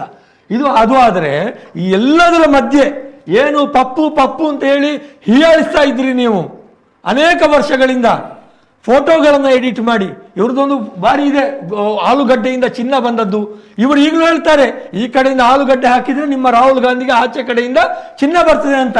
ಇವರಿಗೆ ಅಷ್ಟು ಸಹ ಗೊತ್ತಿಲ್ಲ. ಇವರು ಎಂಥ ಪೆದ್ದರು ಅಂತ ಹೇಳಿದ್ರೆ ವಾಟ್ಸಾಪ್ ಅಲ್ಲಿ ಬಂದದನ್ನು ಸತ್ಯ ಅಂತ ನಂಬ್ತಾರೆ. ಆಕ್ಚುಲಿ ರಾಹುಲ್ ಗಾಂಧಿ ಅವರು ಹೇಳಿದ ಮಾತಲ್ಲ ಅದು. ರಾಹುಲ್ ಗಾಂಧಿ ಏನು ಹೇಳಿದ್ದು? ಮೋದಿಯವರ ತಲೆಯಲ್ಲಿ ಇದೆ, ಈ ಕಡೆಯಿಂದ ಆಲೂಗಡ್ಡೆ ಹಾಕಿದ್ರೆ ಆ ಕಡೆಯಿಂದ ಚಿನ್ನ ಬರ್ತದೆ ಅಂತ ಅವರ ತಲೆಯಲ್ಲಿದೆ, ಅದು ತಪ್ಪು ಅಂತ ಹೇಳಿದವರನ್ನ ಇವರು ಮೋದಿಯವರು ಹೇಳ್ತಾರೆ ಅನ್ನುವುದನ್ನು ಕಟ್ ಮಾಡಿ ತೆಗೆದು ಬೇರೆ ಕಟ್ ಮಾಡಿ ಜಾಯಿಂಟ್ ಮಾಡಿ ರಾಹುಲ್ ಗಾಂಧಿ ಇವತ್ತು ಕೂಡ ಯೂಟ್ಯೂಬ್ನಲ್ಲಿ ಆ ವಿಡಿಯೋ ಇದೆ, ರಾಹುಲ್ ಗಾಂಧಿ ಅವರು ಏನು ಹೇಳಿದ್ದಾರೆ ಅಂತೇಳಿ. ಈ ರೀತಿಯಾಗಿ ಒಬ್ಬ ವ್ಯಕ್ತಿಯನ್ನ ನಿಂದನೆ ಮಾಡಿ ಎಲ್ಲ ನಿಂದನೆಗಳನ್ನು ನುಂಗಿಕೊಂಡು ಇವತ್ತು ರಾಹುಲ್ ಗಾಂಧಿ ಅವರು ಪುಟಿದೆದ್ದಿದ್ದಾರೆ. ಇವತ್ತು ಕಾಂಗ್ರೆಸ್ ಪಕ್ಷದ ಸಂಖ್ಯೆ ಲೋಕಸಭೆಯಲ್ಲಿ ಡಬ್ಬಲ್ ಆಗಿದೆ. ಬಿಜೆಪಿಯದ್ದು ಡಬ್ಬಲ್ ಆಗಿದೆಯಾ? ಬಿಜೆಪಿಯದ್ದು ಡಬ್ಬಲ್ ಆಗಲಿಕ್ಕೆ ಆಗ್ತದ? ಒಂದು ಸಂಖ್ಯೆಯನ್ನು ಡಬ್ಬಲ್ ಮಾಡಿದ್ರೆ ಈ 50 ಸೀಟನ್ನು 100ರ ಹತ್ತಿರಕ್ಕೆ ತೆಗೆದುಕೊಂಡು ಹೋಗಿದ್ದಿದ್ರೆ ಅದು ರಾಹುಲ್ ಗಾಂಧಿ ಅವರ ಸಾಧನೆ. ಏನು ಕನ್ಯಾಕುಮಾರಿಯಿಂದ ಕಾಶ್ಮೀರದವರೆಗೆ ಏನು ಭಾರತ್ ಜೋಡೋ ಯಾತ್ರೆಯನ್ನು ಮಾಡಿದರು, ಏನು ಎರಡನೇ ಯಾತ್ರೆ ಭಾರತ್ ಜೋಡೋ ನ್ಯಾಯ ಯಾತ್ರೆಯನ್ನು ರಾಹುಲ್ ಗಾಂಧಿಯನ್ನು ಮಾಡಿದರು. ಎಲ್ಲೆಲ್ಲ ರಾಹುಲ್ ಗಾಂಧಿ ಅವರ ಯಾತ್ರೆ ಹೋಯಿತೋ ಅಲ್ಲೆಲ್ಲ ಕಾಂಗ್ರೆಸ್ಸಿಗೆ ಈ ಸಲ ಸೀಟ್ಗಳು ಬರ್ತಾ ಹೋಗಿದೆ. ಅಂದ್ರೆ ಏನು ಜನರಲ್ಲಿ ಇವರು ಏನು ದ್ವೇಷವನ್ನು ಬಿತ್ತುತ್ತಾರೆ. ಯಾತ್ರೆಯಿಂದ ಏನು ಜನರಿಗೆ ಏನು ಪ್ರಯೋಜನ ಆಗಿದೆ ಅಂತ? ಹೌದು, ಜನರಲ್ಲಿ ಜಾಗೃತಿ ಆಗಿದೆ. ಏನು ದ್ವೇಷವನ್ನ ಬಿತ್ತಿ ರಾಜಕಾರಣವನ್ನು ಮಾಡ್ತಾ ಇದ್ರು, ಅವರ ಸ್ಲೋಗನೇ ಇತ್ತು, ಏನು ದ್ವೇಷದ ಅಂಗಡಿಯಲ್ಲಿ ನಾನು ಪ್ರೀತಿಯ ದ್ವೇಷದ ಬಜಾರಿನಲ್ಲಿ ನಾನು ಪ್ರೀತಿಯ ಅಂಗಡಿಯನ್ನು ತೆರೆಯುತ್ತೇನೆ ಅನ್ನುವಂಥ ಮಾತನ್ನು ಹೇಳ್ತಾ ಹೋದ್ರು. ಅದನ್ನೇ ಮಾಡ್ತಾ ಬಂದರು. ದೇಶದಲ್ಲಿ ವಾತಾವರಣ ತಿಳಿಯಾಗಿದೆ, ಒಂದಷ್ಟು ಸೌಹಾರ್ದತೆಯ ವಾತಾವರಣ ಮೂಡಲಿಕ್ಕೆ ಶುರುವಾಗಿದೆ. ಬಿಜೆಪಿಯ ಏನು ಹಿಂದುತ್ವ ಅದು ಸತ್ಯವೋ ಅದು ಸರಿಯಾ ಅನ್ನುವ ಅನುಮಾನ ಬಿಜೆಪಿಯ ಕಾರ್ಯಕರ್ತರಿಗೆ ಬಂದಿದೆ. ನಾವಿಲ್ಲಿ ನೋಡಿದ್ದೇವೆ ಪುತ್ತೂರಿನಲ್ಲಿ ಏನಾಯಿತು ಅಂತ. ಪುತ್ತೂರಿನಲ್ಲಿ ಬಿಜೆಪಿಯ ಕಾರ್ಯಕರ್ತರೇ ನಿಮ್ಮದು ಸರಿ ಇಲ್ಲ ಅಂತೇಳಿ ಅವರು ಬಂಡಾಯವನ್ನು ನಿಂತದ್ದು. ಮಂಗಳೂರಿನಲ್ಲಿ ಈ ಸಲ ಸತ್ಯ ಸುರತ್ಕಲ್ ಅವರು ಕೂಡ ಬಿಜೆಪಿಯನ್ನು ಬಿಟ್ಟು ಅವರು ಕಾಂಗ್ರೆಸ್ಸಿಗೆ ಬೆಂಬಲವನ್ನು ಮಾಡಿದ್ದಾರೆ. ಯಾಕೆ ಮಾಡಿದ್ದಾರೆ? ಅವರಿಗೇನು ಹಿಂದುತ್ವ ಇಲ್ವಾ? ಬಿಜೆಪಿಯಲ್ಲಿ ಧ್ವಜ ಹಿಡಿದು ಹೋಗುವವರಿಗೆ ಮಾತ್ರ ಹಿಂದುತ್ವ ಇರುವುದು. ಬಂಡಾಯದ ಬಗ್ಗೆ ಮಾತನಾಡುವಾಗ ನೀವು ಇಬ್ಬರು ಕೂಡ ಒಂದೇ ತಕ್ಕಡಿಯಲ್ಲಿ ಇರ್ತೀರಿ. ಯಾಕೆಂತಂದ್ರೆ ಬಂಡಾಯ ಎರಡೂ ಕಡೆಯೂ ಬಂಡಾಯವೇ. ಈಗ ವಿಧಾನ ಪರಿಷತ್ ಚುನಾವಣೆ ನಡೀತಾ ಇದೆ, ಅಲ್ಲಿ ಎರಡೂ ಕಡೆಯೂ ಬಂಡಾಯದವರಿಗೆ ಬಂಡಾಯ ಅಂತ ಮಾತಾಡುವಾಗ ಅದು ರಾಜಕೀಯ ಅಂತ ಬರ್ತದೆ. ಈಗ ದಕ್ಷಿಣ ಕನ್ನಡದ ಕ್ಷೇತ್ರಕ್ಕೆ ಒಮ್ಮೆ ಬರುವ ಇಲ್ಲ ಸರ್, ಬಂಡಾಯ ತಾತ್ವಿಕ ನೆಲೆಗಟ್ಟಿನ ಮೇಲೆ ಆಗುವ ಬಂಡಾಯಗಳು ಬೇರೆ, ಸೀಟಿಗೋಸ್ಕರ ಆಗುವಂತ ಬಂಡಾಯಗಳು ಬೇರೆ.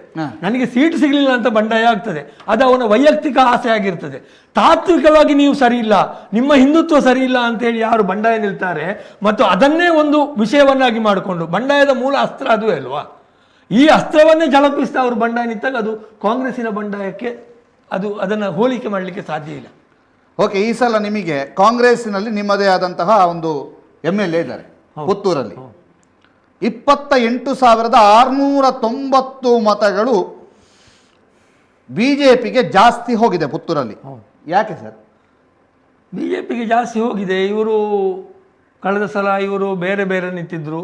ಪುತ್ತಿಲರದ್ದು ಬಂಡಾಯ ಇತ್ತು. ಪುತ್ತಿಲರ ಬಂಡಾಯದಿಂದಾಗಿ ಅವರು ಬಹಳ ದೊಡ್ಡ ಅಂತರದಲ್ಲಿ ಅವರು ಸೋತಿದ್ದಾರೆ. ಮತ್ತು ಅದು ಬಂಡಾಯ ಇರದೇ ಇರ್ತಿದ್ರೆ ಅದು ಬೇರೆ. ನಾವು ಅದನ್ನು ಅವತ್ತೇ ಚರ್ಚೆ ಮಾಡಿದ್ದೇವೆ. ಸುದ್ದಿಯ ಸ್ಟುಡಿಯೋದಲ್ಲಿ ಅವತ್ತೇ ಚರ್ಚೆ ಮಾಡಿದ್ದೇವೆ. ತ್ರಿಕೋನ ಸ್ಪರ್ಧೆಯೇ ಬೇರೆ, ಅದು ನೇರ ಸ್ಪರ್ಧೆಯೇ ಬೇರೆ.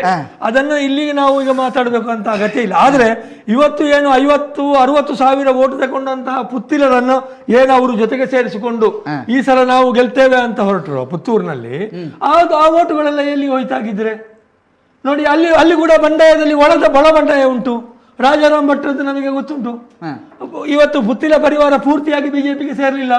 ಪುತ್ತಿಲರು ಬಿಜೆಪಿಯ ವೇದಿಕೆಗೆ ಬಂದರೆ ಅವರಿಗೆ ಮುಂದೆ ಸೀಟ್ ಕೊಡುವುದಿಲ್ಲ. ಇವರು ಅವರನ್ನು ಮುಂದೆ ಕೂರಿಸಬೇಕಾದ್ರೆ ಮೈಸೂರಿನ ಸಂಸದರು ಬಂದು ಎಳೆದು ತಂದು ಕೂರಿಸಬೇಕಾಗ್ತದೆ. ಬೇರೆ ಕಡೆ ಪುತ್ತಿಲರನ್ನು ಇವರು ಕೂರಿಸುವುದಿಲ್ಲ. ಪುತ್ತಿಲರು ಕೂಡ ಬಹಳ ಆತುರಪಟ್ಟು ಏನು ಇವರು ನಮ್ಮ ರಾಜಾರಾಮ್ ಭಟ್ರು ಹೇಳಿದಾಗೆ ಅವರನ್ನು ವಿಶ್ವಾಸಕ್ಕೆ ತೆಗೆದುಕೊಳ್ಳದೆ ಬಿಜೆಪಿಗೆ ಹೋಗಿದ್ದಾರೆ. ರಾಜಾರಾಮ್ ಭಟ್ರಂತ ಅವರ ಮನಸ್ಸಿನಲ್ಲಿ ಪುತ್ತಿಲರು ನಮಗೆ ಮೋಸ ಮಾಡಿದ್ರು ಅನ್ನುವಂಥ ಭಾವನೆ ಇದೆ. ಹಾಗಾಗಿ ಇವರು ಪುತ್ತೂರಿನಲ್ಲಿ ಕೂಡ ನಾವು ನಮ್ಮ ಓಟ್ ಜಾಸ್ತಿ ಆಗಿದೆ. ಶಾಸಕರು ಬಂದು ಕೇವಲ 1 ವರ್ಷ ಆದ್ದು.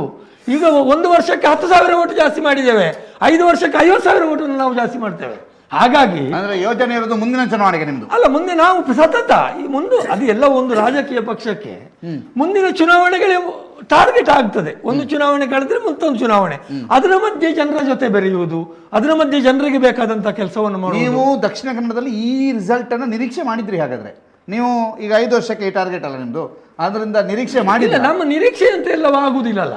ನಮಗೆ ಆಸೆ ಇತ್ತು, ನಾವು ಗೆಲ್ತೇವೆ ಅನ್ನೋ ನಿರೀಕ್ಷೆ ಇತ್ತು.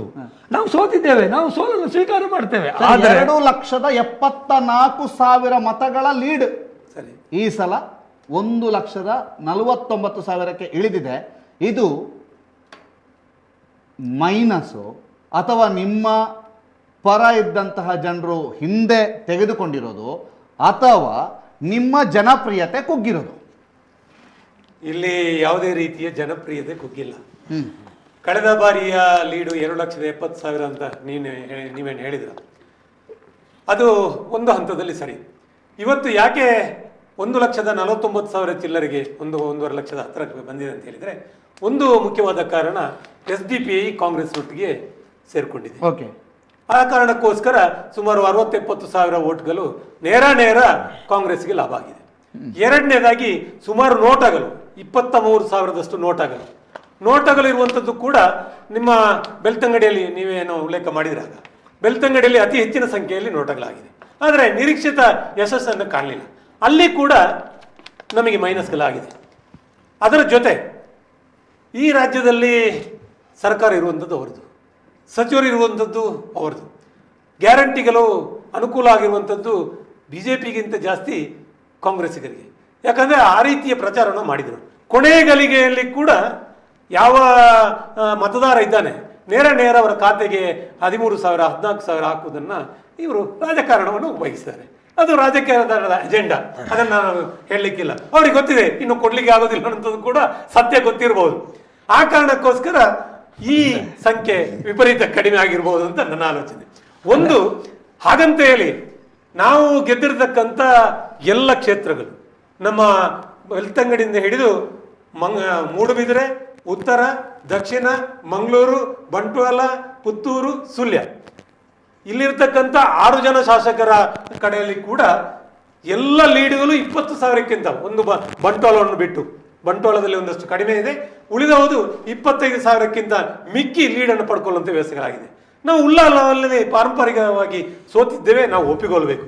ಆದರೆ ಒಂದು ಆಡಳಿತಾತ್ಮಕವಾದ ವಿರೋಧಗಳು ಇರುವಂಥ ಸಂದರ್ಭದಲ್ಲಿ ಕೂಡ, ನಮ್ಮ ಶಾಸಕರು ಇರುವಂಥ ಸಂದರ್ಭದಲ್ಲಿ ಅದಕ್ಕಿಂತ ಹೆಚ್ಚು ವಿಶೇಷವಾಗಿ ಪುತ್ತೂರನ್ನು ಗಮನಿಸಬೇಕು. ನೀವು ಉಲ್ಲೇಖ ಮಾಡಿದ್ರಿ 28,000.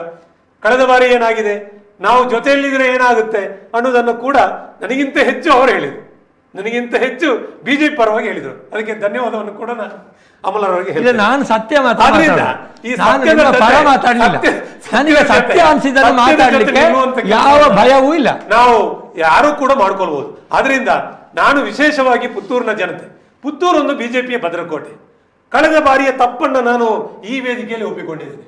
ನಮ್ಮಿಂದ ತಪ್ಪಾಗಿದೆ, ನಮ್ಮ ಕಾರ್ಯಕರ್ತರು ಜೊತೆಯಾಗಿ ನಮ್ಮ ಜೊತೆ ನಿಲ್ಲದ್ದು ನಮ್ಮದು ಕೂಡ ತಪ್ಪುಗಳಿರ್ಬೋದು. ಅರುಣ್ ಕುಮಾರ್ ಪುತ್ತಿಲ್ರವರು ಹೊರಗೆ ಹೋದಂಥ ಸಂದರ್ಭದಲ್ಲಿ ನಮಗೆ ಒಂದಷ್ಟು ಹಿನ್ನಡೆ ಆಗಿದೆ. ಒಂದು ವ್ಯಾಕ್ಯೂಮ್ ಕ್ರಿಯೇಟ್ ಆಗುವಂಥ ಸಂದರ್ಭದಲ್ಲಿ ಒಬ್ಬ ಹೊಸ ವ್ಯಕ್ತಿ ಬಂದಾಗ ಅವರನ್ನು ಆವರಿಸಿಕೊಳ್ಳುವಂಥ ವ್ಯವಸ್ಥೆಗಳು ಸಹಜವಾದ ಪ್ರಕ್ರಿಯೆ. ಅದಕ್ಕೆ ಆ ಕಾರಣಕ್ಕೋಸ್ಕರ ಯಾರೂ ಇಲ್ಲದ ಸಂದರ್ಭದಲ್ಲಿ ಅರುಣ್ ಕುಮಾರ್ ಪುತ್ತಿಲ್ರ ಒಂದು ಮತಗಳು ಪರಿವರ್ತನೆಯಾಗಿ ಒಂದು ಹಂತದಲ್ಲಿ ಸೋಲಾಗಿದೆ. ಆದರೆ ಅದನ್ನು ಸವಾಲಾಗಿ ಸ್ವೀಕಾರ ಮಾಡಿದ್ದೇವೆ.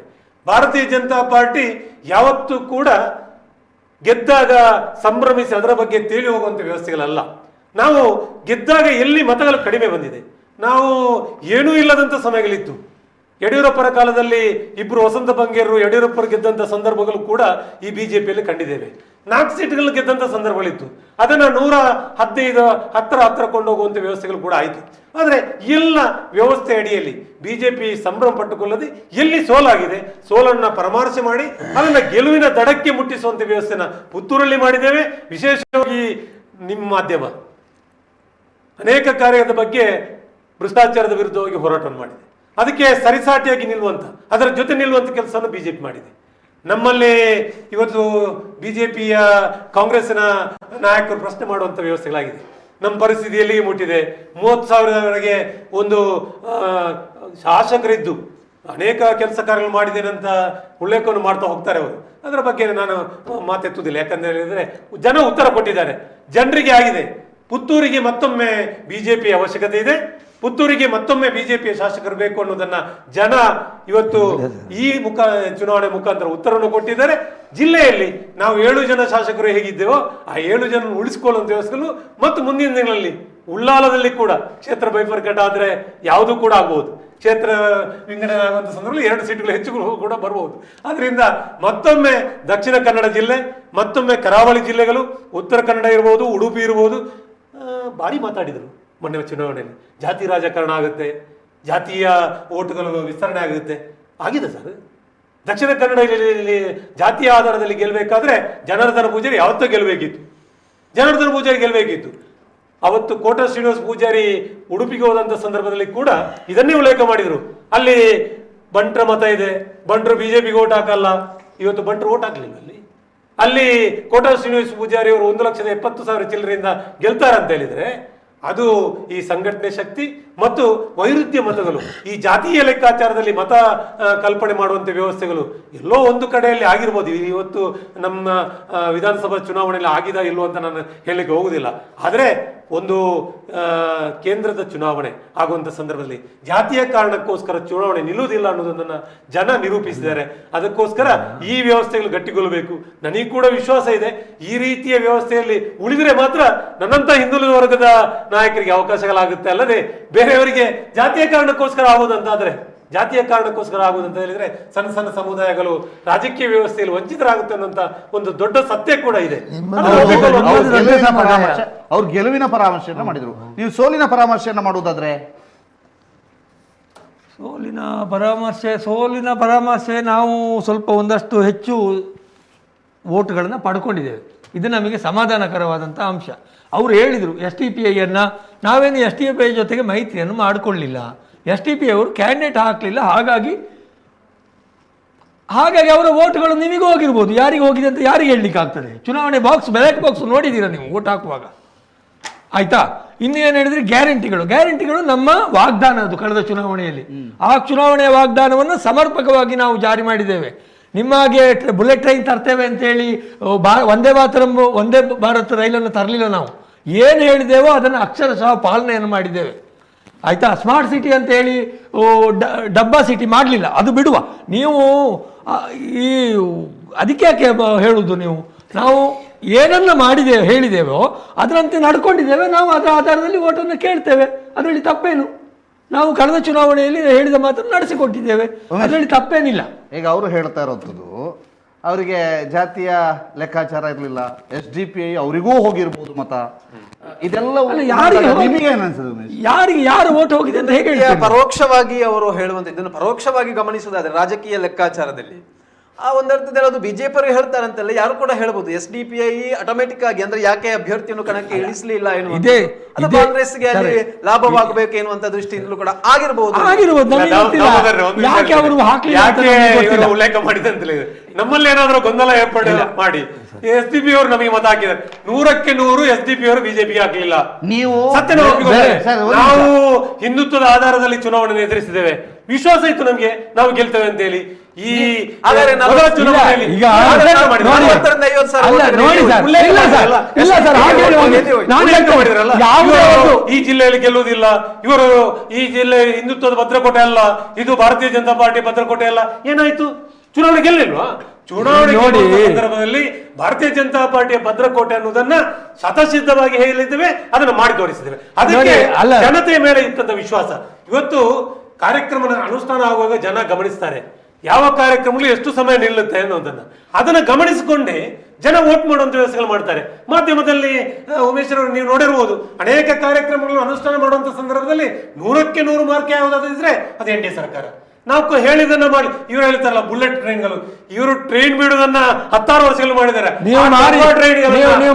ಟ್ರೈನ್ಗಳನ್ನ ದೇಶದಲ್ಲಿ 60 ವರ್ಷ ಬಿಟ್ಟವರು ಇದೇ ಕಾಂಗ್ರೆಸ್ ಟ್ರೈನ್ಗಳನ್ನ ಇವತ್ತು ಮೇಲ್ದರ್ಜೆಗೆ ಏರಿಸಿ ಇವತ್ತು ಒಂದು ರೈಲ್ವೆ ನಿಲ್ದಾಣಕ್ಕೆ ಹೋದ್ರೆ ಅತ್ಯಂತ ಖುಷಿ ಪಡ್ಬೇಕು, ಅತ್ಯಂತ ಖುಷಿ ಪಡ್ಬೇಕು. ಯಾವುದೋ ಮಾಲಿಗೆ ಹೋಗಿದ್ದೇವೆ ಅಥವಾ ಯಾವುದೋ ಉನ್ನತವಾದ ಸ್ಥಾನಕ್ಕೆ ಹೋಗಿದ್ದೇವೆ, ಒಂದು ರೈಲ್ವೆ ನಿಲ್ದಾಣಗಳನ್ನ ಅತ್ಯಂತ ಸುಸಜ್ಜಿತವಾಗಿ ಮಾಡಿರ್ತಕ್ಕಂಥ ಇವರು ರೈಲು ಬಿಟ್ಟದ್ದು ಬಿಟ್ಟರೆ ಏನು ಮಾಡಲಿಲ್ಲ.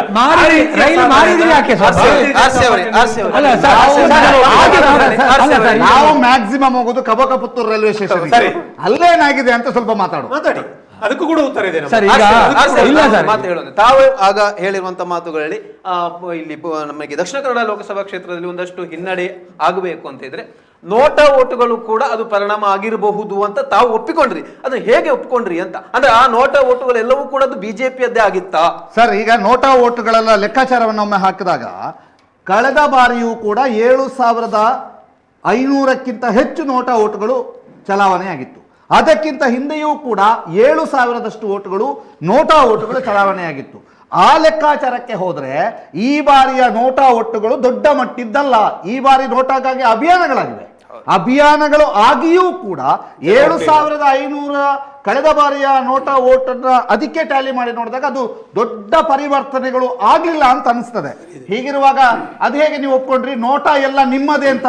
ಅಲ್ಲ, ಒಂದು ವ್ಯವಸ್ಥೆ ಅಡಿಯಲ್ಲಿ ವ್ಯತ್ಯಾಸಗಳಾಗ ಎಲ್ಲಿ ಮತಗಳು ಹಂಚಿಕೆ ಆಗಿದೆ ಅನ್ನೋದನ್ನು ಗಮನಿಸುವುದು ಒಬ್ಬ ರಾಜಕೀಯ ಪಾರ್ಟಿಯ ಕಾರ್ಯಕರ್ತನಿಗೆ ಸಂಬಂಧಪಟ್ಟ ವಿಚಾರ. ಅದರಲ್ಲಿ ಕೂಡ ಹೆಚ್ಚುವರಿ ಮತಗಳು ಇರಬಹುದು ಅನ್ನೋದನ್ನ ಉಲ್ಲೇಖ ಮಾಡಿ ನಾನು ಹೇಳಿರುವಂತದ್ದು. ಹಾಗಂತ ಹೇಳಿ ನೋಟದ ಭಾರಿ ಪ್ರಚಾರ ಮಾಡಿಕೊಂಡವರಿಗೆ ಏನು ಹಿನ್ನಡೆ ಆಗಿದೆ ಅಂತ ಕೂಡ ಗೊತ್ತಿದೆ. ಈಗ ಮತ್ತೊಂದು ಗೊತ್ತಿರಲಿ ನಿಮಗೆ, ಇಡೀ ದೇಶದಲ್ಲಿ ಕಾಂಗ್ರೆಸ್ನ ಅಭ್ಯರ್ಥಿ ಹಿಂಪಡೆದಂತ ಒಂದು ಕ್ಷೇತ್ರ ಇದೆ ಉತ್ತರ ಭಾರತದಲ್ಲಿ. ಅಲ್ಲಿ ಇದೇ ಕಾಂಗ್ರೆಸ್ನವರು ನೋಟಕ್ಕೆ ಹಾಕುವಂತ ವ್ಯವಸ್ಥೆ ಮಾಡಿದ್ರು. 1,90,000 ಮನಸ್ಥಿತಿ ಮತ ಏನಿಲ್ಲದ್ರೂ ನೋಟಕ್ಕೆ ಹಾಕುವಂತ ಪರಿಸ್ಥಿತಿ ಕಾಂಗ್ರೆಸ್ಗೆ ಒದಗಿದೆ ಅಂತ ಹೇಳಿ ನೋಡಿ ಅವರ ಮನಸ್ಸಿನ ಆಲೋಚನೆ. ಈಗ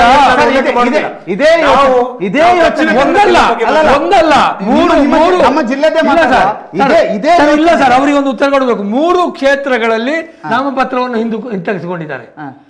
ಕೇವಲ ಒಂದು ಕಡೆ ಮಾತ್ರ ಅಲ್ಲ, 3 ಕಡೆ ಮಾಡಿದ್ದಾರೆ. ಇದನ್ನು ನೀವು ಅತ್ಯಂತ ಹೆಮ್ಮೆಯಿಂದ ಹೇಳ್ಕೊಳ್ತೀರಿ ಅಂತಾದ್ರೆ ನಿಮಗೆ ಈ ಪ್ರಜಾಪ್ರಭುತ್ವದಲ್ಲಿ ಎಷ್ಟು ನಂಬಿಕೆ ಇದೆ ಅನ್ನೋದು ಅರ್ಥ ಆಗ್ತದೆ. ಒಬ್ಬ ವಿರೋಧ ಪಕ್ಷದ ಒಬ್ಬ ಕ್ಯಾಂಡಿಡೇಟ್ನನ್ನ ಅವನಿಗೆ ಲಂಚವನ್ನು ಕೊಟ್ಟು ಅವನ ಮೇಲೆ ಪ್ರಭಾವವನ್ನು ಬಳಸಿ ಅಥವಾ ಅವನನ್ನು ಬೆದರಿಸಿ ನೀವು ಚುನಾವಣಾ ಕಣದಿಂದಲೇ ಹಿಂದೆ ತೆಗೆಸಿಕೊಳ್ಳುವಂತಹ ರಾಜಕಾರಣವನ್ನು ಮಾಡ್ತೀರಿ ಅಂತ ಆದ್ರೆ ನಿಮಗೆ ಎಷ್ಟು ಪ್ರಜಾಪ್ರಭುತ್ವದ ಮೇಲೆ ನಂಬಿಕೆ ಇದೆ? ಮತ್ತು ಲಂಚಕ್ಕೆ ಹಣಕ್ಕೆ ಹೋಗ್ತಾರೆ ಅಂತ ಹೇಳಿ ಇವರು ಒಪ್ಪಿಕೊಂಡ್ರು ಅಂತ ಸತ್ಯ ಹೌದಲ್ಲ? ಹಾಗೆ ಆಗುದಿಲ್ಲ. ನೀವು ಮಾಡ್ತೀರಲ್ಲ, ಕಾಂಗ್ರೆಸ್ನವರು ಕಾಂಗ್ರೆಸ್ನ ನಾಯಕರು ಹಣ ಇಟ್ಕೊಂಡು ಹೋದ್ರೆ ಎಲ್ಲಿ ಕೂಡ ಹೋಗ್ತಾರೆ, ನೀವು ಮಾಡ್ತೀರಲ್ಲ. ಇಲ್ಲ ಹಾಗೆ ಆರ್ಗ್ಯುಮೆಂಟ್ ಮಾಡುವಾಗ ನೀವು ಟಾಪಿಕ್ ಇದು ನೋಟದಲ್ಲಿತ್ತು. ನೋಟದಿಂದ ಸ್ವಲ್ಪ ಚೇಂಜ್ ಮಾಡುವ. ಕಳೆದ ಬಾರಿಯ ವಿಧಾನಸಭಾ ಚುನಾವಣೆಯಲ್ಲಿ JDS ದಕ್ಷಿಣ ಕನ್ನಡದ ಕೆಲವು ಕಡೆ ಸ್ಪರ್ಧೆಯನ್ನ ಮಾಡಿದೆ, ಒಂದಷ್ಟು ಮತಗಳನ್ನು ಪಡೆದಿದೆ. ಈ ಸಲ ಒಂದಾಗಿದ್ದೀರಿ, ಅದರ ಲಾಭವೂ ಇದೆ. ಆ ಎಲ್ಲ ಲಾಭ ಇದ್ದೂ ಕೂಡ ಕಡಿಮೆ ಆಗ್ಲಿಲ್ವಾ ಅಂತ ಕೇಳ್ತಿರೋದು. ದಕ್ಷಿಣ ಕನ್ನಡ ಜಿಲ್ಲೆಯಲ್ಲಿ JDSನ ಪ್ರಾಬಲ್ಯವನ್ನ ನೀವು ವಿಶ್ಲೇಷಣೆ ಮಾಡಬೇಕಂತ ಈಗ ನಾವು ನೋಟಕ್ಕೂ ಆದ್ರೆ ವಿಶೇಷವಾಗಿ ನಾನು ದಕ್ಷಿಣ ಕನ್ನಡ ಜಿಲ್ಲೆಯ JDS ನಾಯಕರು ಕೂಡ ನಮ್ಮ ಜೊತೆ ಕೆಲಸವನ್ನು ಮಾಡಿದ್ದಾರೆ. ಕಳೆದ ಬಾರಿ ಕಾಂಗ್ರೆಸ್ ಮತ್ತು JDS ಹೋದಂತ ಸಂದರ್ಭದಲ್ಲಿ ಈ ರಾಜ್ಯದಲ್ಲಿ ಪರಿಸ್ಥಿತಿ ಏನಾಗಿತ್ತು ಅನ್ನೋದನ್ನ ನೀವು ಗಮನಿಸಿ. ಕೇವಲ ನಾಯಕರು ಒಂದಾಗಿದ್ರು ಹೊರತು ಕಾರ್ಯಕರ್ತರು ಒಂದಾಗಲಿಲ್ಲ. ಆದರೆ ಇವತ್ತಿನ NDA ಅಲಯನ್ಸ್ ಏನಾಗಿತ್ತು, ಕುಮಾರಸ್ವಾಮಿ ಅವರ ನೇತೃತ್ವದಲ್ಲಿ ಕುಮಾರಸ್ವಾಮಿ ಅವರ ಕಾರಣಕ್ಕೋಸ್ಕರ ಒಂದು ಮೈಸೂರು ಪ್ರಾಂತ್ಯದಲ್ಲಿ ನಾವು ಸೀಟುಗಳನ್ನ ಗೆಲ್ಲುವಂತ ವ್ಯವಸ್ಥೆಗಳು ಕೂಡ ಆಗಿದೆ. ಸತ್ಯವನ್ನು ಒಪ್ಪಿಕೊಳ್ಬೇಕು. ಒಂದು NDA ವ್ಯವಸ್ಥೆಯಲ್ಲಿ ಕುಮಾರಸ್ವಾಮಿ ಜೊತೆ ಹೋದಾಗ ನಾವು ಗೆಲುವನ್ನು ಕಂಡಿದ್ದೀವಿ. ಇವರು ಏನು ಆಗಿದ್ದಾರೆ, ಒಂದು ಸೀಟನ್ನು ಮಾತ್ರ ಪಡ್ಕೊಂಡಿದ್ದಾರೆ. ಜೆಡಿಎಸ್ ಮತ್ತು ಅದರ ಜೊತೆ ಜೆಡಿಎಸ್ ಮತ್ತು ಬಿಜೆಪಿ ಬೆಂಗಳೂರು ಶತಾಯಗತಾಯ ಗೆಲ್ಬೇಕು. ಏನಾದ್ರೂ ಕೂಡ ಯಾವ ಕ್ಷೇತ್ರ ಗೆಲ್ಲದಿದ್ರು ಆಗಬಹುದು, ಬೆಂಗಳೂರು ಗ್ರಾಮಾಂತರ ಗೆಲ್ಬೇಕಂತ ಇವ್ರ ಮನಸ್ಸಿನಲ್ಲಿ ಅಲ್ಲ, ಅಥವಾ ಜೆಡಿಎಸ್ ಮತ್ತು ಬಿಜೆಪಿ ನೋಡಿ ಮೈಸೂರು ಗೆಲ್ಲಬೇಕು ಅನ್ನೋ ಆಲೋಚನೆ ಕಾಂಗ್ರೆಸ್ ನಾಯಕರಿತ್ತು. ಪಾಪ ಮನೆಯಿಂದ ಹೊರಗೆ ಬರಲಿಲ್ಲ, ಹಿನ್ನಡೆ ಆಗಿದೆ ಅಂತ ಅವ್ರಿಗೆ ಗೊತ್ತಿದೆ. ಇವರೇನೋ ಇವತ್ತು ಬಂದು ಮಾತಾಡಿದ್ದಾರೆ, ಅವರು ಮುಖ ತೋರಿಸದಂತ ಪರಿಸ್ಥಿತಿ ಆಗಿದೆ. ಅವರು ಈ ವ್ಯವಸ್ಥೆಯಲ್ಲಿ ಒಪ್ಪಿಕೊಂಡಿದ್ದಾರೆ. ಆದರೆ ನಾವೇನು ಆ ಮುಖ ತೋರಿಸದಂತ ವ್ಯವಸ್ಥೆಗಳಾಗ್ಲಿಲ್ಲ.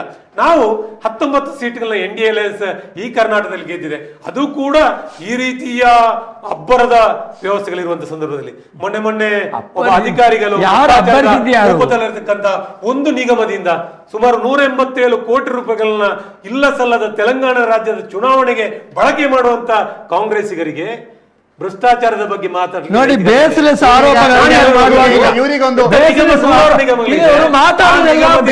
ಮಾತಾಡ್ತಾರೆ. ನಮಗೆ ಮಾತಾಡ್ಲಿಕ್ಕೆ ನೀವು ಅವಕಾಶ ಕೊಡುವುದಿಲ್ಲ. ನೀವು ಮಾತಾಡಿದ್ರೆ ಅರ್ಧ ಗಂಟೆ ಮಾತಾಡ್ತೀರಿ. ಈಗ ಮಾಡಿ ನಾನೇ ವ್ಯವಸ್ಥೆ ಆಯ್ತು. ಆ ಮನೆ ಪರಿಸ್ಥಿತಿ ಏನಾಗ್ಬೋದು? ಮಾನವೀಯತೆ ನೆಲೆಯಲ್ಲಿ ಆಲೋಚನೆ ಮಾಡಿ. ನೇಹ ಹತ್ಯೆ ಆಯ್ತು. ಆ ಮನೆಯಲ್ಲಿ ಕಾಂಗ್ರೆಸ್ನ ನಗರಸಭಾ ಸದಸ್ಯರಿದ್ರು. ಅವ್ರು ಹೇಳ್ತಾರೆ, ಕಾಂಗ್ರೆಸ್ ಬೇಕಾ ನನಗೆ? ನನ್ನ ಮನೆಯ ಮಗಳನ್ನು ಉಳಿಸಿಕೊಳ್ಳಿಕ್ಕೆ ನನಗೆ ಆಗುದಿಲ್ಲ. ಅಂತ ಪರಿಸ್ಥಿತಿಯಲ್ಲಿ ಕಾಂಗ್ರೆಸ್ನ ಹಿಂದೆ ಹೋದ್ರೆ ನನ್ನ ಪರಿಸ್ಥಿತಿ ಏನಾಗ್ಬೋದು ಅಂತ ನೇಹಳ ತಂದೆ ಹುಬ್ಳಿಯಲ್ಲಿ, ನಾನು ಕೂಡ ಕಾಂಗ್ರೆಸ್ಸಿನಲ್ಲಿ ಇರುವುದಕ್ಕೂ ಸಹ ಪರಿಸ್ಥಿತಿ ಅಲ್ಲ, ಮಹಾನಗರ ಪಾಲಿಕೆ ಸದಸ್ಯರಿಗೆ ಬರುತ್ತದೆ ಅಂತ ಹೇಳಿದ್ರೆ ಜನ ಆಲೋಚನೆ ಮಾಡಿದ್ರು. ಅಲ್ಲ, ಈಗ ಬಿಜೆಪಿ ಅವರಿಗೆ ಪ್ರಶ್ನೆ ಮಾಡಲೇಬೇಕು. ಯಾಕೆಂದ್ರೆ ಬಿಜೆಪಿ ಅನೇಕ ಕಾರ್ಯಕರ್ತರಾಗಿರ್ಬೋದು, ಸಂಘ ಪರಿವಾರದ ಕಾರ್ಯಕರ್ತರು ಹತ್ಯೆಗಳಾದಾಗ ಆ ಮನೆಯವರು ಆಲೋಚಿಸ್ಲಿಕ್ಕಿಲ್ವಾ ನಮಗೆ ಬಿಜೆಪಿ ಬೇಕಾ ಅಂತ? ಆ ಮನೆಗೆ ಭಾರತೀಯ ಜನತಾ ಪಾರ್ಟಿ ಖುದ್ದು ನಿಂತು ಕೆಲಸವನ್ನು ಮಾಡಿದೆ.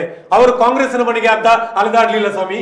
ನೇಹಾನ ತಂದೆ ಬಿಜೆಪಿ ಮನೆಗೆ ಅಲೆದಾಡಿದರೆ ಹೊರತು ಕಾಂಗ್ರೆಸ್ ಯಾವ ಬಿಜೆಪಿ ಪ್ರಮುಖರು ಅವರ ಜೊತೆ ನಿಲ್ಲುವಂತ ಕೆಲಸ ಭಾರತೀಯ ಜನತಾ ಪಾರ್ಟಿ ಮಾಡಿದೆ. ನಾಯಕರು ಮಾಡಿದ್ದಾರೆ. ಈ ಪ್ರಶ್ನೆಗೆ ಉತ್ತರ ಕೊಡ್ಬೇಕು ಸರ್. ಏನು ಪ್ರವೀಣ್ ನೆಟ್ಟಾರ್ ಹತ್ಯೆ ಆಯಿತು, ಆ ಹತ್ಯೆ ಆದಂತ ಸಂದರ್ಭದಲ್ಲಿ ಸರ್ಕಾರ ಅದರ ಜೊತೆ ನಿಲ್ಲುವಂತ ವ್ಯವಸ್ಥೆ ಮಾಡಿತು. ವೈಯಕ್ತಿಕವಾಗಿ ಭಾರತೀಯ ಜನತಾ ಪಾರ್ಟಿ ಹಣವನ್ನು ಕೊಡುವಂತ ವ್ಯವಸ್ಥೆ ಮಾಡಿತು. ಆ ಮನೆಗೆ 80 ಲಕ್ಷ ರೂಪಾಯಿಯಲ್ಲಿ ಮನೆ ಕಟ್ಟುವಂತ ಕೆಲಸವನ್ನು ಮಾಡಿದ್ರೆ ಅದು ಭಾರತೀಯ ಜನತಾ ಪಾರ್ಟಿ. ನಮ್ಗೆ ಹೆಮ್ಮೆ ಇದೆ ಸರ್. ಅಲ್ಲ, ಏನು ಪ್ರವೀಣ್ ನೆಟ್ಟಾರ್ ಒಬ್ಬ ವ್ಯಕ್ತಿ ಬರ್ಲಿಕ್ಕೆ ಸಾಧ್ಯ ಇಲ್ಲ, ಒಬ್ಬ ಹತ್ಯೆಯಾದ ವ್ಯಕ್ತಿ ಬರ್ಲಿಕ್ಕೆ ಸಾಧ್ಯ ಇಲ್ಲ. ಆದ್ರೆ ಆ ಮನೆಯನ್ನ ಗಟ್ಟಿಗೊಳಿಸುವಂತ ಕೆಲಸವನ್ನ ಭಾರತೀಯ ಜನತಾ ಪಾರ್ಟಿ ಮಾಡಿದೆ. ನಾವು ಯಾವತ್ತೂ ಕೂಡ ಆ ಕಷ್ಟದಲ್ಲಿದ್ದವರ ಮನೆಯಲ್ಲಿ ಇರುವಂತ ವ್ಯವಸ್ಥೆ ಮಾಡಿದ್ದೇವೆ. ನೀವು ಯಾವ ಕಾರಣಕ್ಕೋಸ್ಕರ ಅವ್ರನ್ನ ಉಪಯೋಗ ಮಾಡ್ಲಿಕ್ಕೆ ಹೊರಟ್ರು, ಅನೇಕ ಮನೆಗಳನ್ನ ಉಪಯೋಗ ಮಾಡ್ಲಿಕ್ಕೆ ಹೋದ್ರು. ಅವ್ರು ಬಗ್ಲಿಲ್ಲ, ಅವ್ರು ನೇರವಾಗಿ ಹೇಳಿದ್ರು, ಇಲ್ಲಿ ದಕ್ಷಿಣ ಕನ್ನಡ ಜಿಲ್ಲೆಯಲ್ಲಿ ಬಿಜೆಪಿ ಅಗತ್ಯ ಇದೆ. ಹಿಂದುತ್ವದಕ್ಕಾಗಿ ಪ್ರಾಣ ತೆತ್ತಂತ ನನ್ನ ಮಗನ ಸಾವಿಗೆ ನೈಜವಾದಂತ ವ್ಯವಸ್ಥೆಗಳಾಗಬೇಕಾದ್ರೆ, ಗೌರವಿಸಬೇಕಾದ್ರೆ ಭಾರತೀಯ ಜನತಾ ಪಾರ್ಟಿಗೆ ಮತ ನೀಡ್ತೇನೆ ಅನ್ನೋಂತ ಮಾತನ್ನ ಆ ತಾಯಿ ಹೇಳ್ತಾರಂತಂದ್ರೆ ಅದಕ್ಕಿಂತ ದೊಡ್ಡ ಕಾರ್ಯ ಬಿಜೆಪಿ ಮಾಡಿದ್ದಿಲ್ಲ.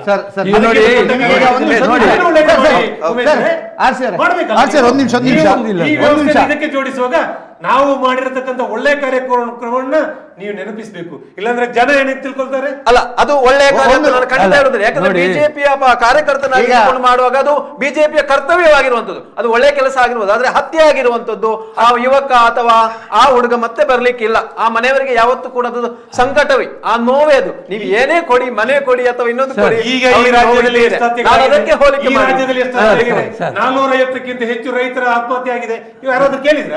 ಕಳೆದ 1 ವರ್ಷ ಅವಧಿಯಲ್ಲಿ ಸರ್ಕಾರ ಆಗಿದೆ, ಇವರು ಭಾರಿ ದೊಡ್ಡದರಲ್ಲಿ ಗ್ಯಾರಂಟಿ ಸಕ್ಸಸ್ ಆಗಿದೆ, ಜನ ನಮ್ ಜೊತೆ ಇದ್ದಾರೆ, ಎಲ್ಲವೂ ನಮ್ಮ ವ್ಯವಸ್ಥೆ ಇದೆ. ಅಲ್ಲಿ ಆತ್ಮಹತ್ಯೆ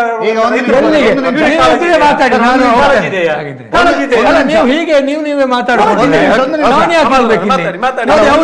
ಎಲ್ಲಿಂದ ಎಲ್ಲೆಲ್ಲಿ ಹೋಗ್ತಾರೆ ಅವರು. ನಿಮ್ಮ ಹತ್ರ ಪ್ರಶ್ನೆ ಇದೆ. ಅವ್ರ ಪ್ರಶ್ನೆಗೆ ಅವ್ರು ಎತ್ತಿದ್ದಕ್ಕೆ ಯಾರು ಉತ್ತರ ಕೊಡುವವರು? ಈಗ JDS ನಿಂದ ತೆಗೆದಿರೋರು, JDS ನಾವು ಒಂದಾಗಿದ್ದೇವೆ ಅಂತ. JDS ನವರು ಮತ್ತು ಇವರು ಹಾಲು ಜೇನಿನ ಹಾಗೆ ಒಂದಾಗಿದ್ದಾರೆ, ಸತ್ಯ. ನೀವು ಸಹ ಒಂದಾಗಿ, ಹೌದು, ನಾವು ಒಂದಾಗಿದ್ದೆವು. ನಾವು ಒಂದಾಗುವಾಗ ನಮ್ಮಲ್ಲಿ ಒಂದು ಕಾಮನ್ ಫ್ಯಾಕ್ಟರ್ ಇತ್ತು. ಎರಡು ಕೂಡ ಸೆಕ್ಯುಲರ್ ಪಾರ್ಟಿಗಳಾಗಿತ್ತು. JDS ಜನತಾದಳ ಸೆಕ್ಯುಲರ್, ಇವರು ಏನು, ಇವರು ಹಿಂದುತ್ವವಾದಿಗಳು, ಇವರು ಡೋಂಗಿ ಹಿಂದುತ್ವ ಅಂತ ಹೇಳ್ತಾ ಬಂದವರು. JDS ಅನ್ನು ಡೋಂಗಿ ಸೆಕ್ಯುಲರ್ ವಾದಿಗಳು ಅಂತ ಹೇಳ್ತಾ ಬಂದವರು ಇವತ್ತ್ಯಾಕೆ JDS ನ ಜೊತೆಗೆ ಹೊಂದಾಣಿಕೆಯನ್ನು ಮಾಡಿಕೊಂಡ್ರು?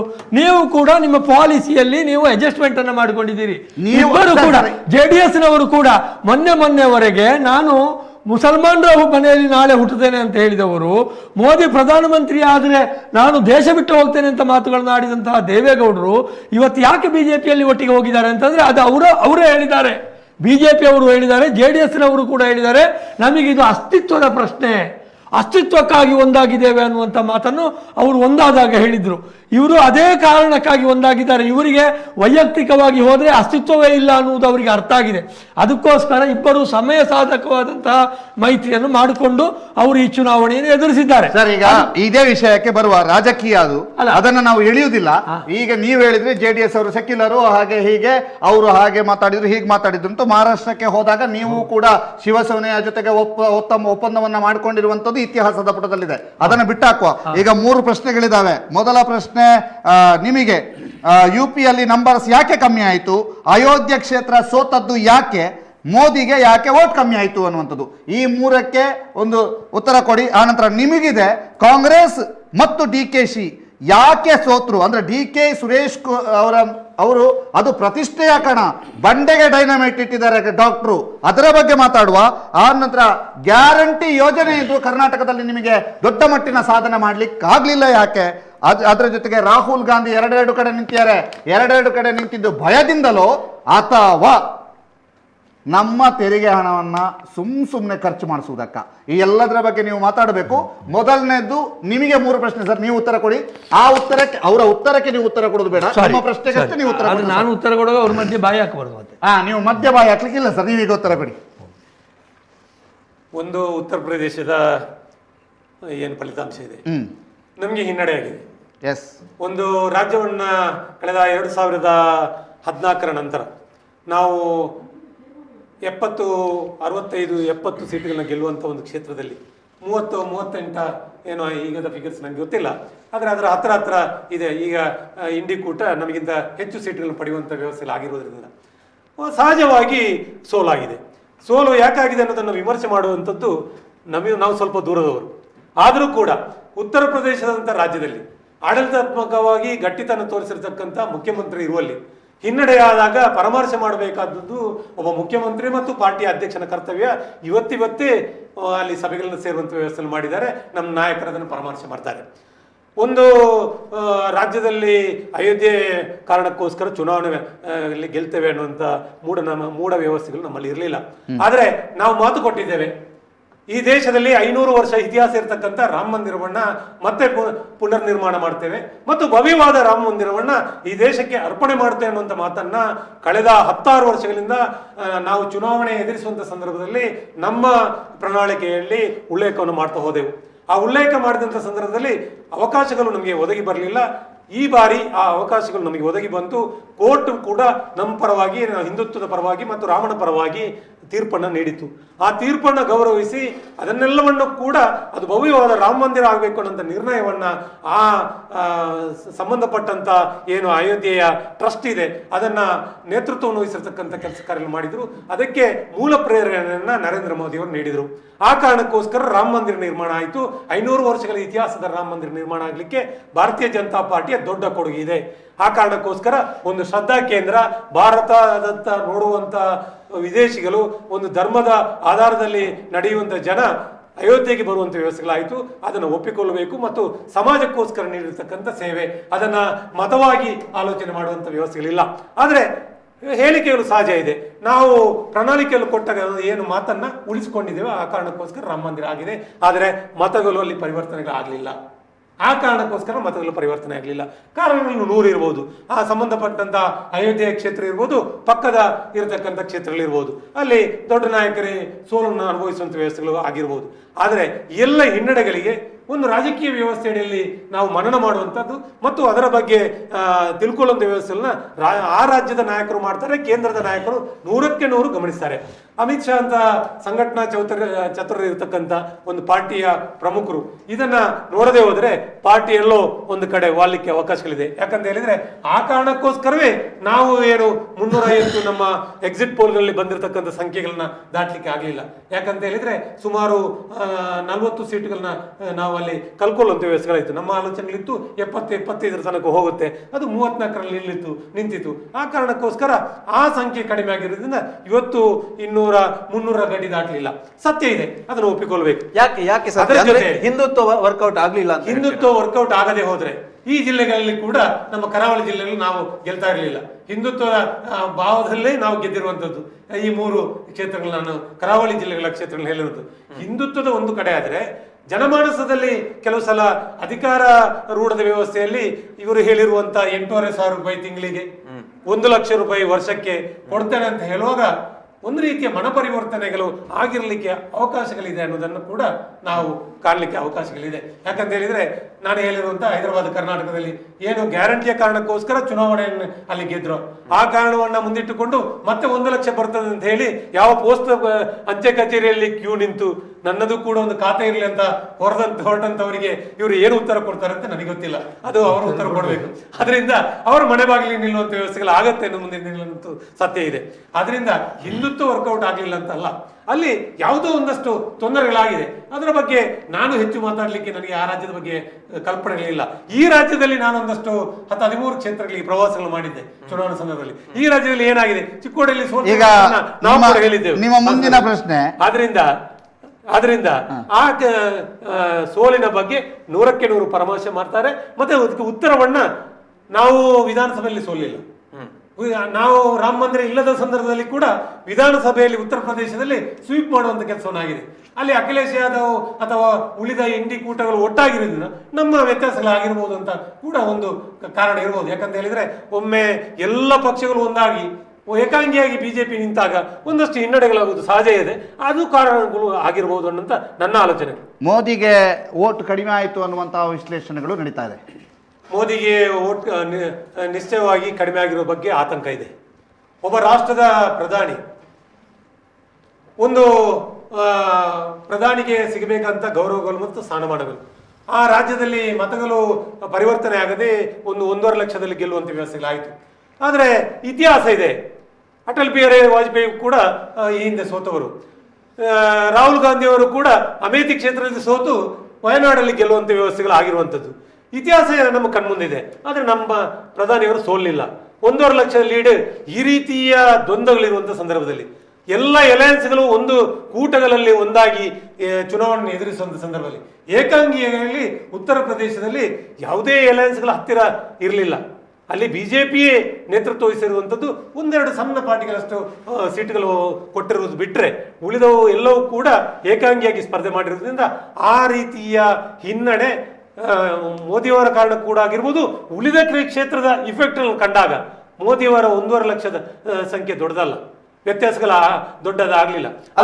ಎಲ್ಲ ಹಿನ್ನಡೆಗಳು ಆ ಕಾರಣಕ್ಕೆ ಆಗಿದೆ ಅಂತ ನಾವು ಅಲ್ಲ ಸರ್. 2019ರಲ್ಲಿ ನಾವು ಗಮನಿಸುವುದಾದ್ರೆ ಎಲ್ಲ ದೇಶದಾದ್ಯಂತವೂ ಕೂಡ ಬಿಜೆಪಿ ಅಥವಾ ಏನು NDA ಗೆಲ್ಲಬೇಕು ಅಂದ್ರೆ ಅದು ಮೋದಿ ಅಲೆ ಇತ್ತು.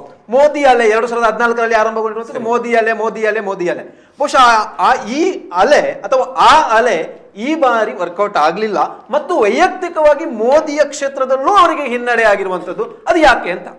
ಮೋದಿ ಅಲೆ ವರ್ಕೌಟ್ ಆಗ್ಲಿಲ್ಲ ಅನ್ನೋದು ಸುಳ್ಳು. ಮೋದಿ ಅಲೆ ಇಲ್ಲದಿದ್ರೆ ನಾವು ಇಲ್ಲಿ 18-19 ಸ್ಥಾನಗಳನ್ನ NDA ಗೆಲ್ಲಲಿಕ್ಕೆ ಇರ್ತಾ ಇರಲಿಲ್ಲ.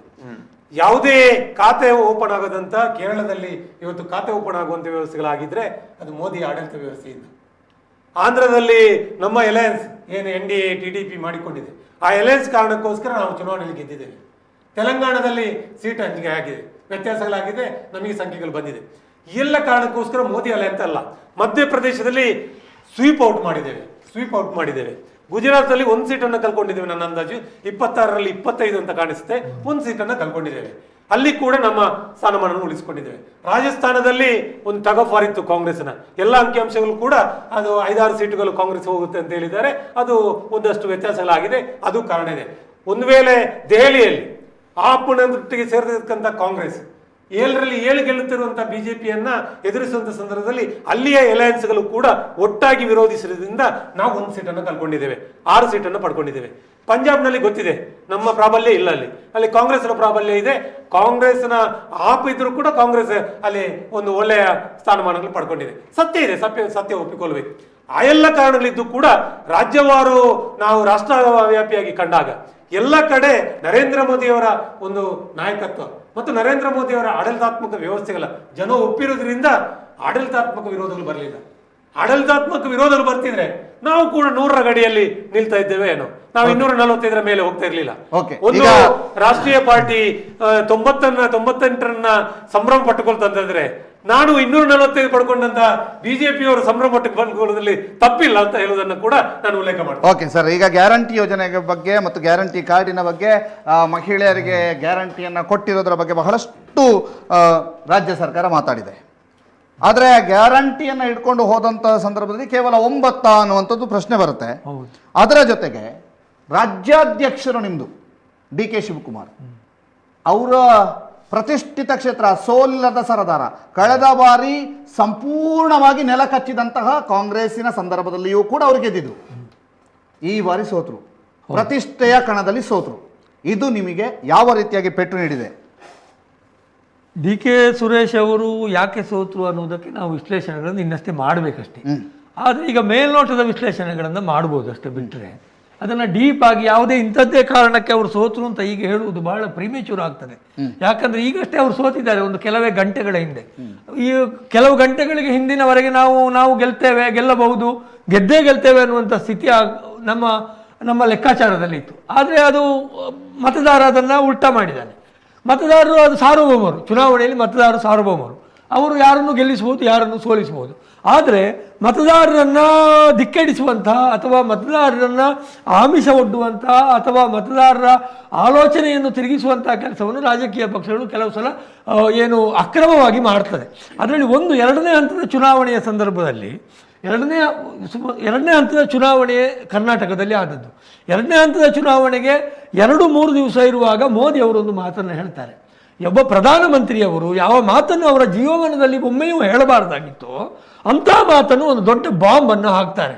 ಅವರು ಅವತ್ತು ಏನು ಹೇಳ್ತಾರೆ, ಗುಜರಾತ್ನಲ್ಲಿ ನಿಂತ್ಕೊಂಡು ಅವರು ಮಾತು ಹೇಳ್ತಾರೆ, ಏನು ಕಾಂಗ್ರೆಸ್ ಅಧಿಕಾರಕ್ಕೆ ಬಂದರೆ ಅವರಿಗೂ ಅನುಮಾನ ಇತ್ತು ಕಾಣ್ತದೆ ಕಾಂಗ್ರೆಸ್ ಬರ್ತದ ಅಂತ.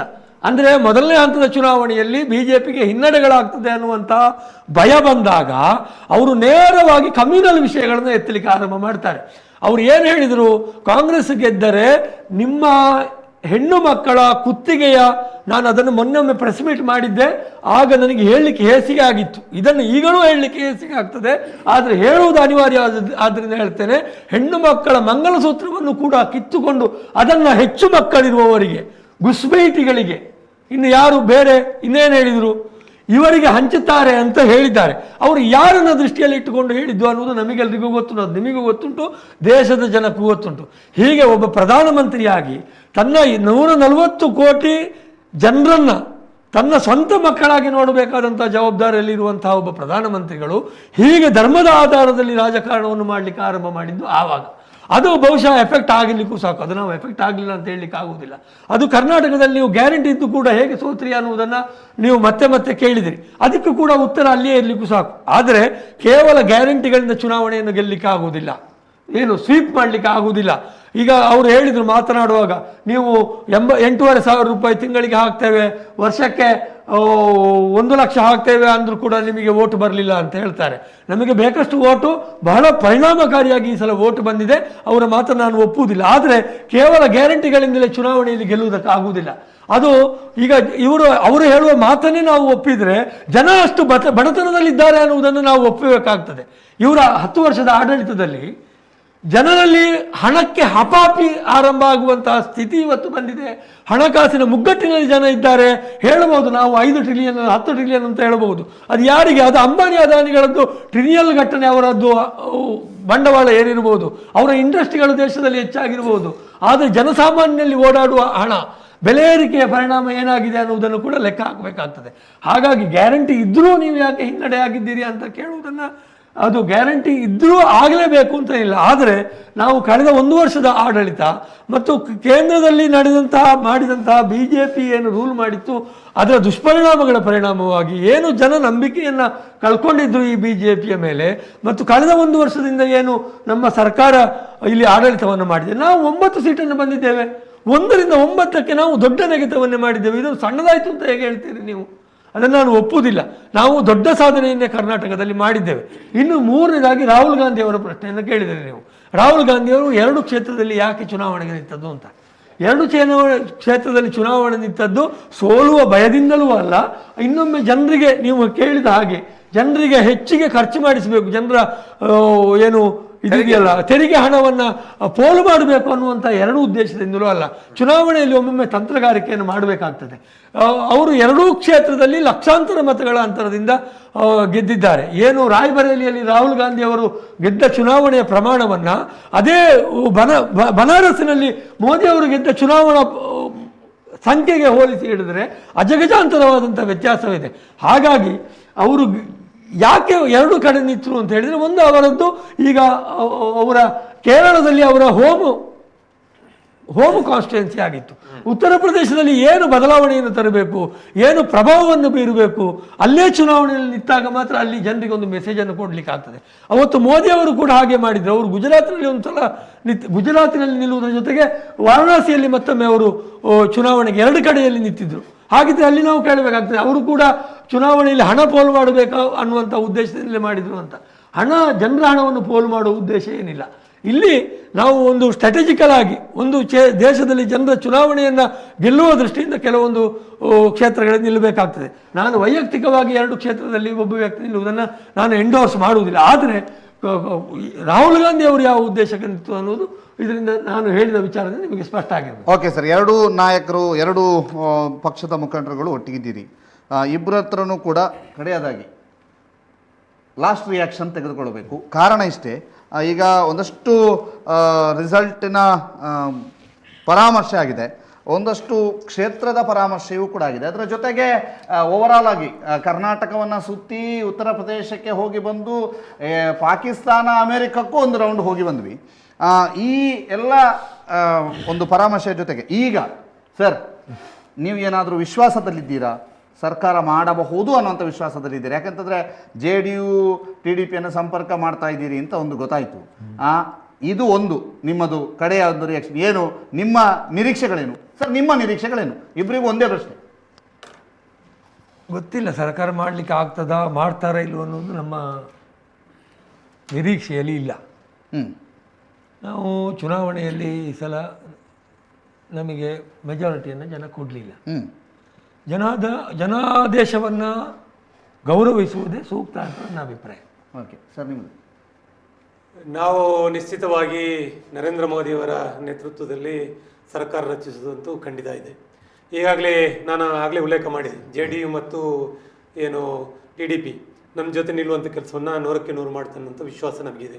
ರಾಜಕಾರಣದಲ್ಲಿ ಒಂದು ಕಡೆ ಏನೂ ಆಗಬಹುದು, ಆದರೆ ಎಲ್ಲ ವ್ಯವಸ್ಥೆಗಳಲ್ಲಿ ಈ ಪ್ರೀ ಅಲಯನ್ಸ್ ನಾವು ಮಾಡಿರೋದ್ರಿಂದ ಈ ಪ್ರೀ ಅಲಯನ್ಸ್ನ ಮುಖಾಂತರ NDA 100ಕ್ಕೆ 100 ಆಡಳಿತಾತ್ಮಕ ಗೆಲ್ಲುತ್ತೆ. ಮತ್ತು ಕಾಂಗ್ರೆಸ್ನ ವ್ಯವಸ್ಥೆಯಲ್ಲಿ ಕಾಂಗ್ರೆಸ್ ಎಲ್ಲಿ ಅವರಿಗೆ ಅಧಿಕಾರದ ಅಪಾಪಿ ಇದೆ ಅನ್ನೋದನ್ನ ಈ ಒಂದು ನಿದರ್ಶನದಲ್ಲಿ ಕಾಣಬಹುದು. ಇಲ್ಲಂತ ಹೇಳಿದ್ರೆ ಸ್ವತಂತ್ರ ಸಂದರ್ಭದಲ್ಲಿ ಕೂಡ ಯಾವ JDU ಬಾಗಿಲು ಬಡಿಯುವುದು ಮತ್ತು ಪಕ್ಕದ ಏನು ಚಂದ್ರಬಾಬು ನಾಯ್ಡು ಕಾಂಗ್ರೆಸ್ಸಿನವರಿಗೆ ಹಪಾಪಿ ಇದೆ. ಆಪರೇಷನ್ ಕಮಲ ಮಾಡಿದ್ದಕ್ಕೆ ಅಧಿಕಾರದ ಹಪಾಪಿ ಎಲ್ಲಿ ಹೊರಗೆ ಮಹಾರಾಷ್ಟ್ರದಲ್ಲಿ ಆಪರೇಷನ್ ಕಮಲ ಮಾಡಿದೆ. ಆದ್ರಿಂದ ನಾನು ಹೇಳುವಂಥದ್ದು ಇದಕ್ಕೆಲ್ಲ ಉತ್ತರ ಗಟ್ಟಿಯಾದ ಸರ್ಕಾರ ಬೇಕು. 100ಕ್ಕೆ 100 ವಿಶ್ವಾಸ ಇದೆ. TDP ಮತ್ತು JDU ನಮ್ಮ ಜೊತೆ ಇದೆ. ಮತ್ತು ಉಳಿದಂತೆ ಒಂದಷ್ಟು 18 ಅದರ್ಸ್ ಇದ್ದಾರೆ, ಅವರು ಕೂಡ ಸರ್ಕಾರ ಇರುವಂಥ ಸಂದರ್ಭದಲ್ಲಿ ಸರ್ಕಾರದ ಜೊತೆ ನಿಲ್ಲುವಂಥ ಕೆಲಸ ಕಾರ್ಯಗಳನ್ನ 100ಕ್ಕೆ 100 ಮಾಡ್ತಾರೆ. ಹಾಗಂತ ಹೇಳಿ ನಾವೇನು ಇಂಡಿ ಕೂಟದಿಂದ ಅವ್ರು ಬರ್ತಾರೆ ಇವ್ರು ಬರ್ತಾರೆ ಅಂತ ಬಾಗಿಲು ಪಡೀಲಿಕ್ಕೆ ಹೋಗೋದಿಲ್ಲ. ನಿಶ್ಚಯವಾಗಿ ಇವರಷ್ಟು ರಾಜಕಾರಣದ ಹಪಾಪಿ ನಮ್ಮಲ್ಲಿಲ್ಲ. 100ಕ್ಕೆ 100 ಭಾರತೀಯ ಜನತಾ ಪಾರ್ಟಿ ನೇತೃತ್ವದ NDA ಸರ್ಕಾರ ಹಾಗೇ ಆಗುತ್ತೆ. ಮುಂದಿನ ದಿನಗಳಲ್ಲಿ ಮತ್ತೊಮ್ಮೆ 3.0 ಏನಿದೆ ಆಡಳಿತಾತ್ಮಕ ವ್ಯವಸ್ಥೆಯಲ್ಲಿ ನರೇಂದ್ರ ಮೋದಿ ಅವರ ವಿಕಸಿತ ಭಾರತದ ಪರಿಕಲ್ಪನೆಯ ಸರ್ಕಾರ ಈ ದೇಶದಲ್ಲಿ ಆಗುತ್ತೆ. ಜನರು ವಿಶ್ವಾಸವನ್ನು ಉಳಿಸುವಂಥ ಕೆಲಸವನ್ನು BJP ಮಾಡುತ್ತೆ. ಸರ್, ಒಂದು ಮಾತು ಹೇಳಲಿಕ್ಕಿತ್ತು ನನಗೆ. ನಾನು ಈ ಚುನಾವಣೆಯ ರಿಸಲ್ಟನ್ನು ಒಂದು ಬಹಳ ಒಳ್ಳೆಯ ರಿಸಲ್ಟ್ ಅಂತ ನಾನು ಇದನ್ನು ಪರಿಗಣಿಸ್ತೇನೆ. ಹಿಂದಿನ ಲೋಕಸಭೆಯಲ್ಲಿ ವಿರೋಧ ಪಕ್ಷಗಳಿಗೆ ದನಿ ಇರಲಿಲ್ಲ. ವಿರೋಧ ಪಕ್ಷವನ್ನು ಒಂದು ಕಡೆಯಿಂದ ದಮನಿಸುವ ಪ್ರಯತ್ನವನ್ನು ಮಾಡಿದರು, ಇನ್ನೊಂದು ಕಡೆಯಿಂದ ವಿರೋಧ ಪಕ್ಷಗಳಿಗೆ ಶಕ್ತಿ ಕೂಡ ಇರಲಿಲ್ಲ. ದೇಶದ ಜನ ಈ ಸಲ ಒಳ್ಳೆಯ ವಿರೋಧ ಪಕ್ಷವನ್ನು ಕೊಟ್ಟಿದ್ದಾರೆ. ಇದು ದೇಶಕ್ಕೆ ಒಳ್ಳೆಯದು. ಯಾವುದೇ ಒಂದು ರಾಜಕೀಯ ಪಕ್ಷ ಅದು ಅಧಿಕಾರಕ್ಕೆ ಬಂದಾಗ ಅದು ತಾನು ಮಾಡಿದ್ದೆಲ್ಲ ನಡೀತದೆ ಅಂತ ಹೇಳಿ ಹೇಗೆ 10 ವರ್ಷ ಆಡಳಿತ ಮಾಡಿದ್ರು ಹಾಗೆ ಆಡಳಿತ ಮಾಡಲಿಕ್ಕೆ ಸಿಗಬಾರ್ದು. ಅದಕ್ಕೊಂದು ಗಟ್ಟಿಯಾದ ವಿರೋಧ ಪಕ್ಷ ಇರಬೇಕು. ಈಗ NDAಗೆ ಮೆಜಾರಿಟಿ ಸಿಕ್ಕಿದೆ, ನಾವು ಅದನ್ನು ಅಲ್ಲಗಳೆಯುವಾಗಿಲ್ಲ. ಇಂಡಿಯಾ ಕೂಟಕ್ಕೆ ಬಹಳ ಸದೃಢವಾದಂತಹ ವಿರೋಧ ಪಕ್ಷದ ಸ್ಥಾನ ಸಿಕ್ಕಿದೆ. ಈ ಸ್ಥಾನದಲ್ಲಿ ನಿಂತುಕೊಂಡು ನಾವು ಕೂಡ ಜನರ ಪರವಾದ ಕೆಲಸವನ್ನು ಲೋಕಸಭೆಯಲ್ಲಿ ಮಾಡುವುದರ ಮೂಲಕ ನಾವು ಜನರ ವಿಶ್ವಾಸವನ್ನು ಮತ್ತೆ ಪುನಃ ತಗೊಳ್ಬೇಕು. ಆ ಮೂಲಕ ಏನು ಜನವಿರೋಧಿ ಕೆಲಸವನ್ನು ಕಳೆದ 10 ವರ್ಷದಿಂದ ಮಾಡ್ತಾ ಬಂದಿದ್ದಾರೋ ಅದರ ಆಧಾರದಲ್ಲಿ ಮುಂದೆ ಕೂಡ ಅದನ್ನೇ ಮಾಡ್ಯಾರೆ ಇವರು. ಅದನ್ನು ಮೆಟ್ಟಿ ನಿಂತು ಮುಂದಿನ ಚುನಾವಣೆಯಲ್ಲಿ ನಾವು ಗೆದ್ದು ನಮ್ಮದೇ ಸದೃಢ ಸರ್ಕಾರವನ್ನು ರಚಿಸಬೇಕು ಅನ್ನುವಂಥದ್ದೇ ಅದು ಸರಿಯಾದ ಒಂದು ರಾಜಕೀಯ ನಿಲುವಾಗ್ತದೆ ಅಂತ ನನಗೆ ಅನ್ನಿಸ್ತದೆ. ಬಹುಶಃ ತಮ್ಮ ಮಾತಿನಲ್ಲಿ ಹೇಳುವುದಾದ್ರೆ ಈ ಮಾತನ್ನು ಹೇಗೆ ಅರ್ಥೈಸಿಕೊಳ್ಬಹುದು ಗೊತ್ತಿಲ್ಲ. ಬಹುಶಃ ಕೌಚ್ ಬಿದ್ದಾಗ ಮುಖ ಮೇಲೆ ಎನ್ನುವಂತ ಮಾತು ನಮಗೆ ಅನ್ವಯ ಒಳ್ಳೆಯ ಆಶಯವನ್ನು ವ್ಯಕ್ತಪಡಿಸಿ ಕೌಚ್ ಬೀಳಲಿಲ್ಲ ನಾನು ಕಾರ್ಯಕ್ರಮದ ಸರಿ ಕೌಚ್ ಬಿದ್ದದ್ದು ಅಂತ ನನಗೆ ಈಗಲೂ ಅನಿಸುವುದಿಲ್ಲ. ನೀವು ಹಾಗೆ ಹೇಳ್ತೀರಿ ಅಂದ್ರೆ ನಾನು ಒಪ್ಪಿಕೊಳ್ಳುವುದಿಲ್ಲ ಅದನ್ನು. ಈಗ ಅಲ್ಲ ಯಾಕೆ ಒಪ್ಪಿಕೊಳ್ಬೇಕು ಹೇಳಿ? ಇಂಡಿಯಾ ಗಠಬಂಧನಕ್ಕೆ 233 ಸ್ಥಾನಗಳು ಬಂದಿದೆ. ಕೌಚ್ ಸೋತಿದ್ದೇವೆ ಸರಿ, ಇಂಡಿಯಾ ಗಠಬಂಧನ ಮೆಜಾರಿಟಿ ಪಡ್ಕೊಳ್ಳಲು ವಿಫಲ ಆಗಿದೆ, ಒಪ್ಪಿಕೊಳ್ತೇನೆ ನಾನು ಅದರಲ್ಲಿ ನಾವು ಮುಖ ಮೇಲೆ ಇದ್ದೇವೆ ಅಂತ ಹೇಳುವುದಿಲ್ಲ. ನಾವೀಗ ಸರ್ಕಾರ ಮಾಡಬೇಕು ಅಂತ ಹೇಳಿದ್ರೆ ನಾವು ಕೌಚಿ ಬಿದ್ದಾಗ ಮೂಗು ಮೇಲೆ ಅಂತ ಹೇಳಿದಾಗ ಆಗ್ತಿತ್ತು. ನಾವು ವಿರೋಧ ಪಕ್ಷದಲ್ಲೇ ಕೂತ್ಕೊಳ್ಬೇಕು ಅನ್ನೋದು ನನ್ನ ವೈಯಕ್ತಿಕ ಅಭಿಪ್ರಾಯ. ಜನಪರವಾಗಿ ಕೆಲಸ ಮಾಡಬೇಕು. ಬಿಜೆಪಿ ಕೂಡ ಹಿನ್ನಡೆಯಲ್ಲಿರುವ ಕಾರಣ ಅವರಿಗೂ ಕೂಡ ಅನ್ವಯ ಅವರಿಗೂ ಆಗ್ತದೆ.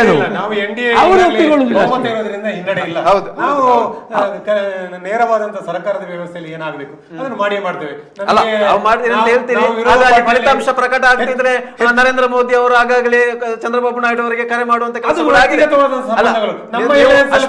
ಸಹಜ ಇದೆ. ನಾವು ಇಂಡಿ ಕೂಟದ ಯಾವುದೇ ಒಬ್ಬ ವ್ಯಕ್ತಿ ಹತ್ರ ಫೋನ್ ಮಾಡಿ ಕರೆ ಮಾಡಲಿಲ್ಲ. ಹೌದು ಸರ್, ಅಲ್ಲ ಸರ್, ಅದು ಕರ್ನಾಟಕ ಅಲ್ಲ ಸರ್, ಒಂದು ಪ್ರಶ್ನೆ ಹೇಳಬೇಕು. ಕರ್ನಾಟಕದಲ್ಲಿ ಬಹುಮತ ಇಲ್ಲದಿರುವಾಗ ಬಾಗಿಲು ಬಡಿಲಿಕ್ಕೆ ಕೂಡ್ತದೆ, ನಿಮಗೆ ಆಪರೇಷನ್ ಕಮಲ ಮಾಡ್ಲಿಕ್ಕೆ ಕೂಡ್ತದೆ, ಮುಂಬೈಗೆ ತಗೊಂಡು ಹೋಗ್ಲಿಕ್ಕೆ ಕೂಡ್ತದೆ. ಮಹಾರಾಷ್ಟ್ರದಲ್ಲಿ ಮೆಜಾರಿಟಿ ಬಲ್ಲದೆ ಇರುವಾಗ ಶಿವಸೇನೆಯ ಬಾಗಿಲು ಬಡಿಲಿಕ್ಕೆ ಕೂಡ್ತದೆ. ಅದು ನಿಮಗೆ ಹಪಾಪಿಯಾಗಿ ಅಧಿಕಾರದ ಹಪಾಪಿಯಾಗಿ ಕಾಣುವುದಿಲ್ಲ, ಈಗ ಕಾಣ್ತದೆ ಅಲ್ವಾ? ಅಂದ್ರೆ ನಿಮ್ಮ ಬಟ್ಟಲಿನಲ್ಲಿ ಹೆಗ್ಗಣ ಸತ್ತು ಬಿದ್ರು ಕೂಡ ನಾನು ಇದನ್ನು ಸಮರ್ಥನೆ ಮಾಡುವುದಿಲ್ಲ. ನಾನು ವಿರೋಧ ಪಕ್ಷವಾಗಿ ಇರಬೇಕು. ಒಳ್ಳೆಯ ಆಶಯ ವ್ಯಕ್ತಪಡಿಸಿದ್ರು ಕಾರ್ಯಕ್ರಮದ ಕೊನೆಯಲ್ಲಿ. ಅಮಲ ರಾಮಚಂದ್ರ ಅವರು ಒಳ್ಳೆಯ ಆಶಯ ವ್ಯಕ್ತಪಡಿಸಿದ್ರು. ಬಹುಶಃ ಒಂದು ಆಡಳಿತ ಅಂತ ಹೇಳಿದ್ರೆ ಅಲ್ಲಿ ಆಡಳಿತಾರೂಢ ಪಕ್ಷ, ಸರ್ಕಾರ, ವಿರೋಧ ಪಕ್ಷ ಬೇಕು ಅನ್ನುವಂಥದ್ದು ಬಹುಶಃ ಒಳ್ಳೆಯ ಒಂದು ಆಶಯವ. ನಮ್ಮ ಇವತ್ತಿನ ಕಾರ್ಯಕ್ರಮವು ಕೂಡ ಅದೇ ಇರುವಂತ ನಮ್ಮ ಕೊನೆಯ ಆಶಯವನ್ನು ವ್ಯಕ್ತಪಡಿಸುವಂಥದ್ದು. ಎರಡೂ ಪಾರ್ಟಿಯವರು ಕೂಡ ಇಲ್ಲಿ ಜಿದ್ದಾಜಿದ್ದಿನ ಕಣದಲ್ಲಿ ಇದ್ರೂ ಕೂಡ ಅದು ಆಡಳಿತದಲ್ಲಿ ಮುಂದಿನ 5 ವರ್ಷದಲ್ಲಿ ಜನರಿಗೆ ಅದರಲ್ಲಿ ಎರಡೂ ಪಕ್ಷಗಳಿಂದಲೂ ಪ್ರಯೋಜನ ಆಗಬೇಕು ಎನ್ನುವಂಥದ್ದು ಬಹುಶಃ ಆ ಒಂದು ಆಶಯ ಈ ಕಾರ್ಯಕ್ರಮದ ಮೂಲಕ ಈಡೇರ್ತಾ ಇದೆ ಎನ್ನುವಂಥದ್ದು. ಕಾರ್ಯಕ್ರಮವನ್ನು ಮುಕ್ತಾಯಗೊಳಿಸುವಂತ ದಾಮೋದರ ಸರ್. ಎಸ್, ಇದೀಗ ಈ ಕಾರ್ಯಕ್ರಮವನ್ನು ಮುಕ್ತಾಯಗೊಳಿಸ್ತಾ ಇದ್ದೇವೆ. ಬಹಳ ವಿಶೇಷವಾಗಿ ಬೆಳ್ತಂಗಡಿ, ಮೂಡಬಿದ್ರೆ, ಮಂಗಳೂರು ಸೌತ್, ಮಂಗಳೂರು ಬಂಟ್ವಾಳ, ಪುತ್ತೂರು, ಸುಳ್ಯ ಈ ಲೆಕ್ಕಾಚಾರವನ್ನು ನೋಡಿದಾಗ ಮಂಗಳೂರು ಅಂದರೆ UT ಖಾದರ್ ಅವರ ಕ್ಷೇತ್ರದಲ್ಲಿ 33,063 ಮತಗಳನ್ನು ಕಾಂಗ್ರೆಸ್ ಮುನ್ನಡೆಯನ್ನು ಸಾಧಿಸಿಕೊಂಡಿದ್ರೆ, BJP ಗರಿಷ್ಠ ಅಂತ ಹೇಳುವ ಲೆಕ್ಕಾಚಾರವನ್ನು ತೆಗೆಯುವುದಾದ್ರೆ ಮಂಗಳೂರು ನಾರ್ತ್ನಲ್ಲಿ 31,421 ಮತಗಳನ್ನು ಗರಿಷ್ಠವಾಗಿ ಅಲ್ಲಿ ಮುನ್ನಡೆಯನ್ನು ಪಡೆದುಕೊಂಡಿದೆ. ಅದರ ಜೊತೆಗೆ 31,205 ಮತಗಳು ಸುಳ್ಯದಲ್ಲಿ ದಾಖಲಾಗಿರುವಂಥದ್ದು. ಕನಿಷ್ಠ ಬಂಟ್ವಾಳದಲ್ಲಿ 5,993. ಉಳಿದಂತೆ ಎಲ್ಲ ಕಡೆಯೂ ಕೂಡ ಲೀಡ್ ಇದೆ.